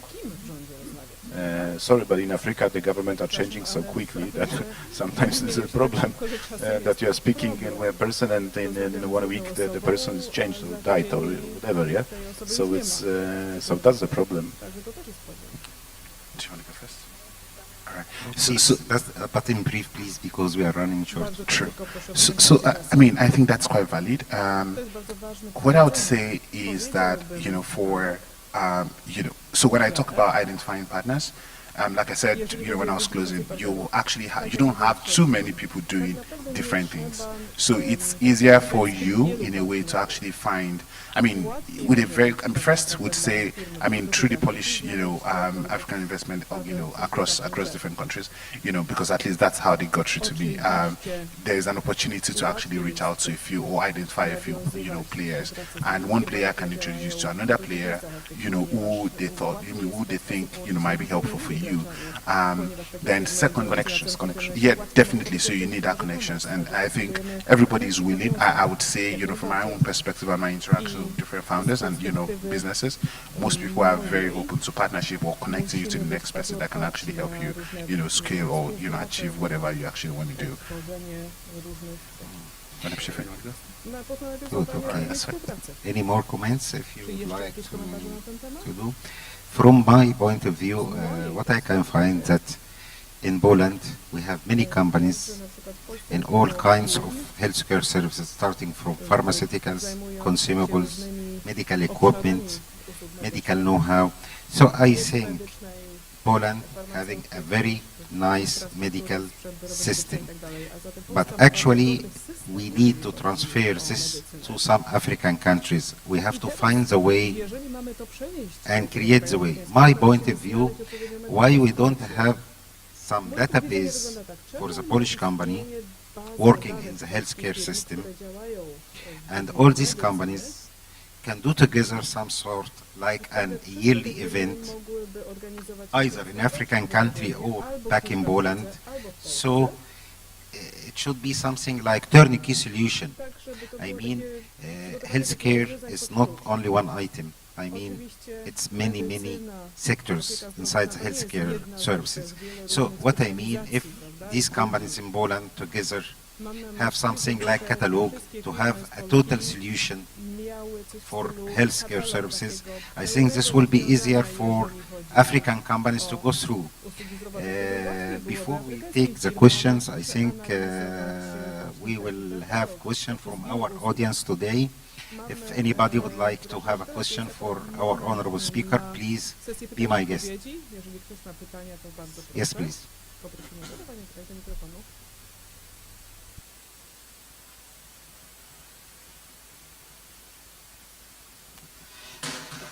My name is Piotr Sznalewski. I'm a teacher from the Jagiellonian University. I'm the doctor, dermatologist. I'm an engineer. I'm inventor. Make some kind of a new technologies in Poland. Tomorrow in Polish pavilion we will show two unique diagnostic technologies. I have a questions to the colleague from the African countries. How good is IP law in the Africa about our patents and all the stuff? And second question about production in the Africa, because important is to have a high quality of workers in the good price, and you see a possibility to use Africa for make a production for the African market, because price is a critical one in the Africa, how I see, but good quality in the good price. I think I'm from Egypt, so I can answer part of this question and leave the rest to my colleagues. About production, it's a very smart idea to produce in African countries because we have local treaties like COMESA, and in South Africa there is another treaty with also, yeah. So when you produce an African country, you go to other countries without taxes, without customs, without any financial overheads. Nowadays, production is considered to be fully automated. It's computerized line, you know, either in the pharmaceutical, medical, consumable. You don't need such skilled worker at the moment, because as far as we know, it's all nowadays automated production. And of course, you will need some you can send from home, like quality manager or production line manager. You will use a little to just to transfer know-how, and will be just for a while. And by this way, you will be cheaper than the Chinese product. you can imagine that Polish product, if produced in African countries, because of these treaties, it will be cheaper than the Chinese. And you will save a lot of money in logistics as well. Because, you know, in Africa, they import most of the product from China. This is long away in the sea. Nowadays, as far as we know, shipping prices are high. So to produce on site, this is a very clever idea. And I leave comments for my colleagues as well. To add on what Dr. said, I would cover on the IP. In markets like South Africa, the law on IP is quite extensive. There's a lot of protection clauses on when you are trading with the country using your IP. And it's a legal system that you can rely on, you know, because there is an experience in different African countries where you feel like even if you were to litigate, chances of anything working on your favor, you know, are really minimal. But in a market like South Africa, because it deals a lot with the globalized world, it's imperative for it to have, you know, IP laws that actually protect the inventors, which is why then you find that a lot of European African trade, you know, South Africa is one of the largest, you know, countries that would partner because that they already have that covered. And then in terms of the local manufacturing, like Doctor said, that the different regions have got treaties that allow you to leverage the fact that you're actually producing locally. But there you would need to do your homework on each country's labor laws, because you might find that a country like South Africa, their labor laws are very much more rigid versus maybe a country next door like Zambia that is still trying to attract more investment. So you would need there to do your market analysis properly, so that you don't just go because the IP is protected, but then you find that everybody goes on strike and nobody produces anything, and then you're back to square one.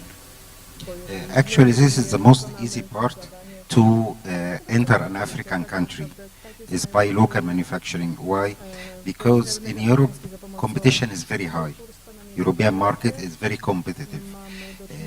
Local manufacturer has the privilege of local laws. That means he is already in the market. For example, if you manufacture pharmaceuticals or medical consumables in Egypt, it's more than 100 million market, okay? You have the privilege, you sell with the license second day. But if you try to bring these pharmaceuticals from Poland, you might take years, medical legal and license. So the best way to invade African market is local manufacture, especially many countries have a gap and need for such. So I think this is a great chance for actually Polish companies to have more international markets. Yes, please. I know very good market of aesthetic dermatology, and maybe you don't know, maybe know. Main knowing good trademark in the hyaluronic acid injection is made in the OEM factory in the Morocco. Morocco has an excellent OEM factory, where is, I think, 80% of the very famous trademark of hyaluronic acid selling in the Europe is made in Morocco OEM factory. I think this is a successful example. Okay, any other question from our audience? Yes, please.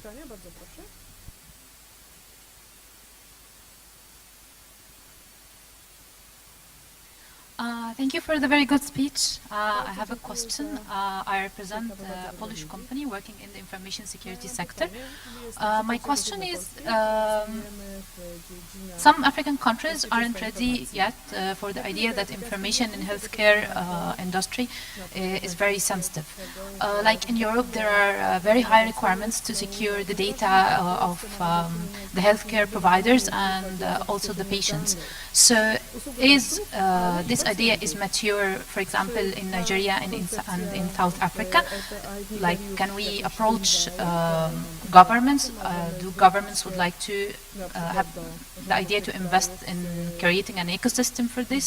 Also on the private side, like Mr. Aiwa, you are doing a remote business, so this is a concern, or this is an upcoming step in the future?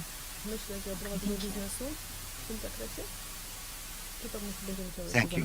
So, right. On the protection of information, I'll speak, for example, on South Africa, where we did a partnership with a US-based healthcare tech company that was coming into the South African space, and we had to go through the regulatory approvals. And one of the things that came out was that to make sure that the information is protected, in instances where the data was not going to be kept in country, it had to be kept in a country that has got similar laws to South Africa. For example, when we initially started, the data had to be kept in Norway.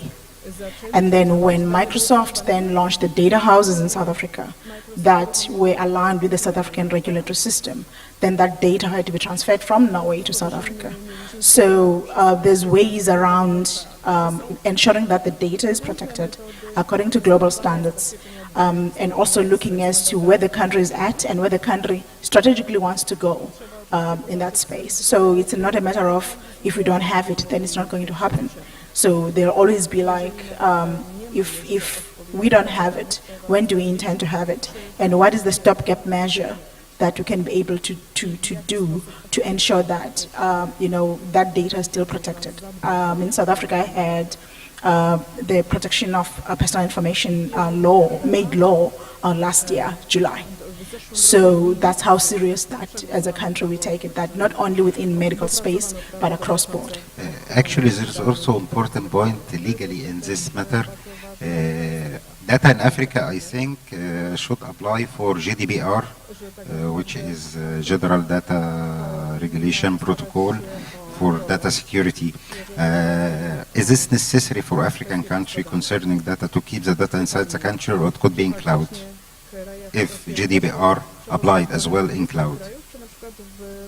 Do you have any? Yeah, so I know for Nigeria, so there's a very, depending on what data, right?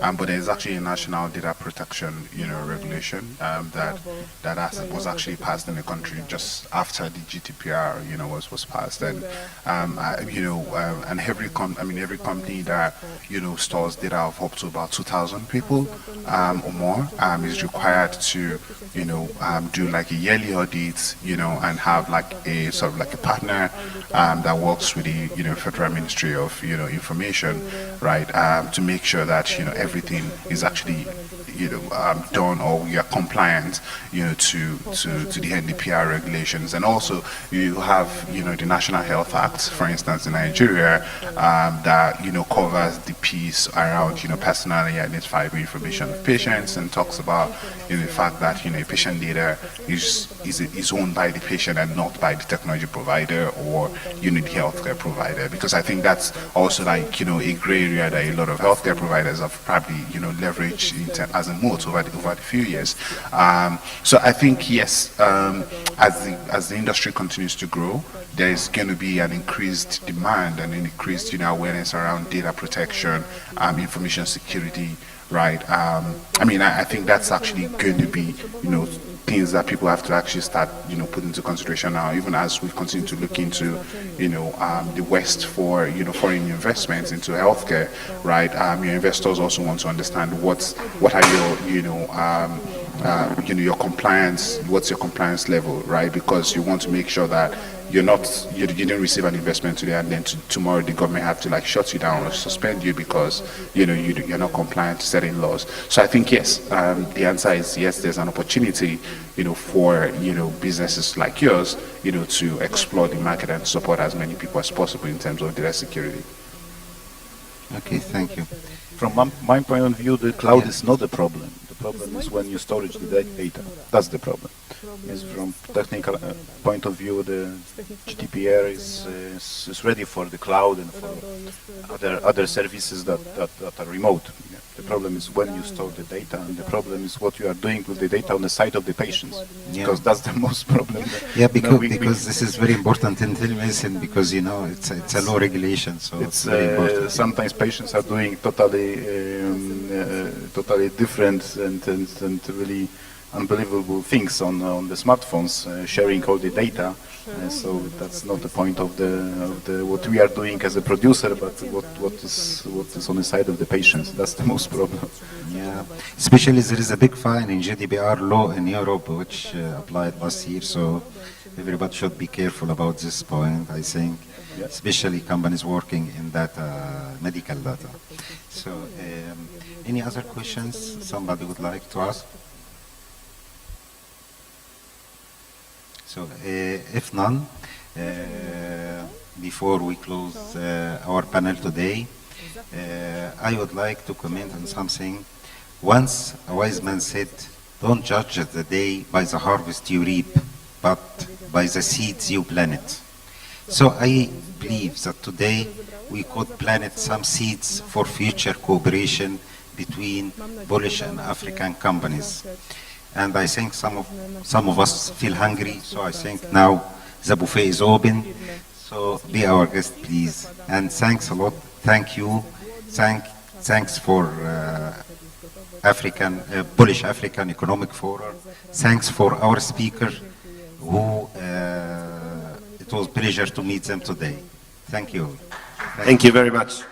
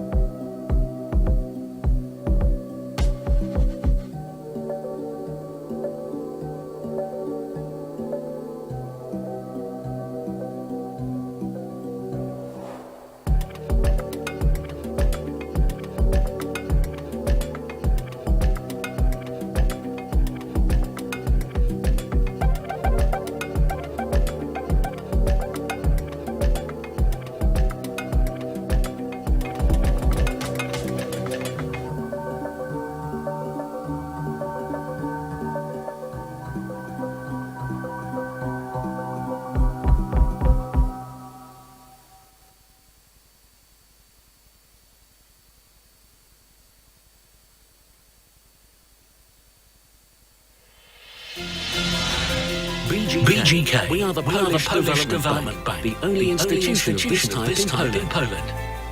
Our mission is to support sustainable social and economic development of Poland. 8 programs in key socio-economic areas. 5 pillars of BGK's strategy for 2021 to 2025. Through our activities in this area of international business and cooperation, we want to increase the competitiveness of Polish economy and improve the level of internationalizing Polish companies.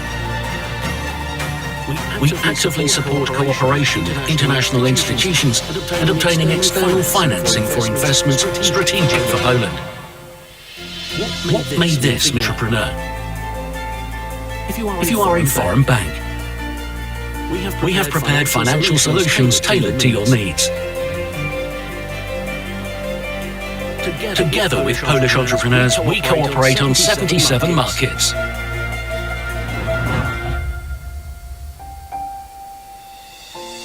We want to be your partner in international business, create trusted and long-lasting relationships, and work together on the position of a leader in sustainable development, growing together for a sustainable future.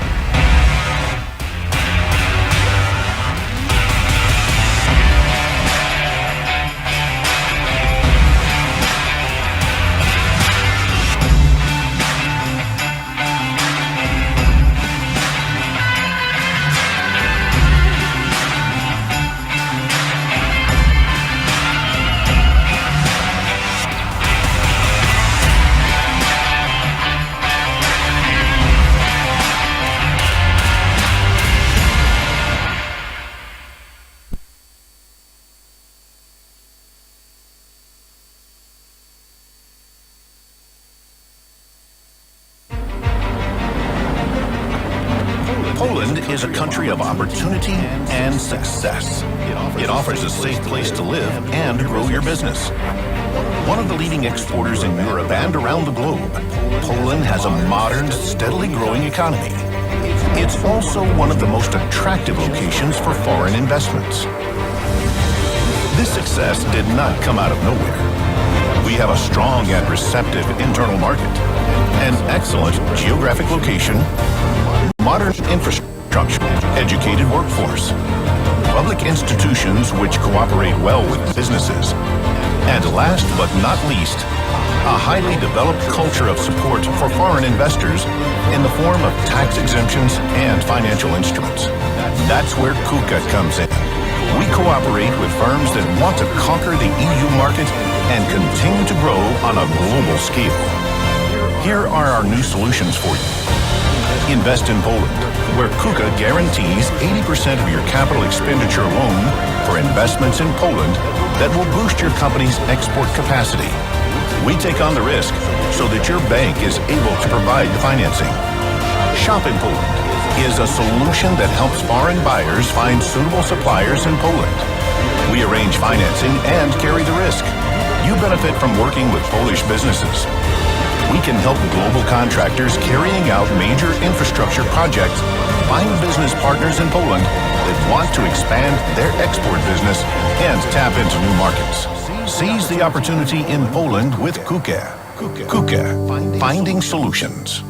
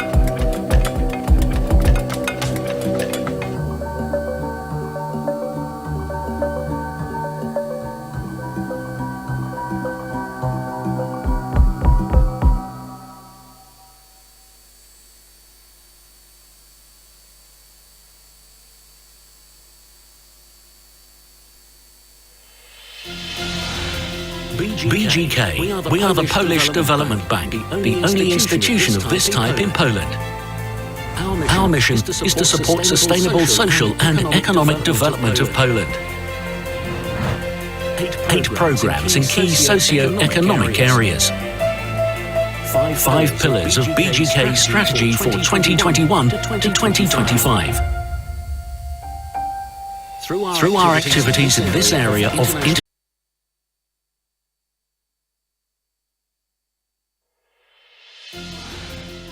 BGK, we are the Polish Development Bank, the only institution of this type in Poland.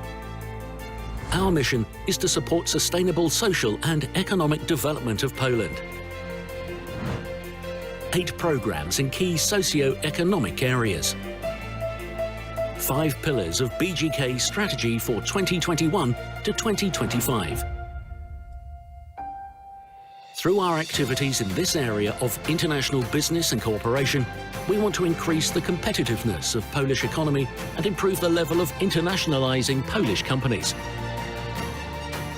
We actively support cooperation with international institutions and obtaining external financing for investments strategic for Poland.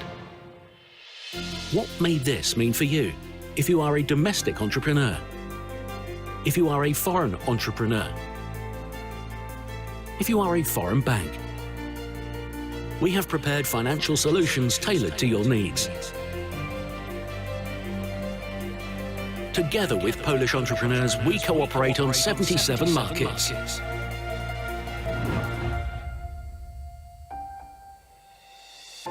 We want to be your partner in international business, create trusted and long-lasting relationships, and work together on the position of a leader in sustainable development, growing together for a sustainable future.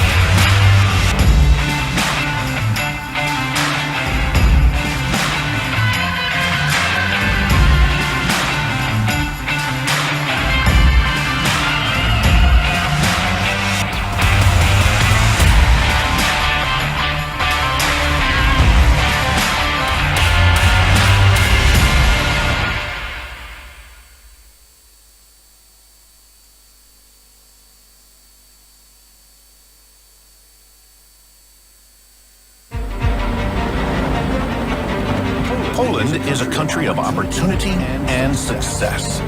It offers a safe place to live and grow your business. One of the leading exporters in Europe and around the globe, Poland has a modern, steadily growing economy. It's also one of the most attractive locations for foreign investments. This success did not come out of nowhere. We have a strong and receptive internal market, an excellent geographic location, modern infrastructure, educated workforce, public institutions which cooperate well with businesses, and last but not least, a highly developed culture of support for foreign investors in the form of tax exemptions and financial instruments. That's where KUKA is in. We cooperate with firms that want to conquer the EU market and continue to grow on a global scale. Here are our new solutions for you. Invest in Poland, where KUKA guarantees 80% of your capital expenditure loan for investments in Poland that will boost your company's export capacity. We take on the risk so that your bank is able to provide the financing. Shop in Poland is a solution that helps foreign buyers find suitable suppliers in Poland. We arrange financing and carry the risk. You benefit from working with Polish businesses. We can help global contractors carrying out major infrastructure projects find business partners in Poland that want to expand their export business and tap into new markets. Seize the opportunity in Poland with KUKA. KUKA, finding solutions.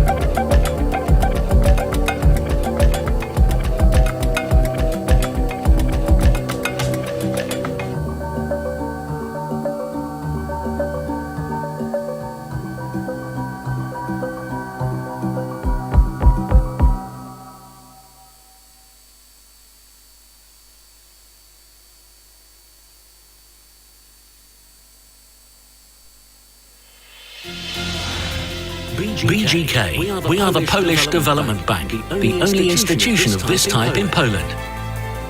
Our mission is to support sustainable social and economic development of Poland.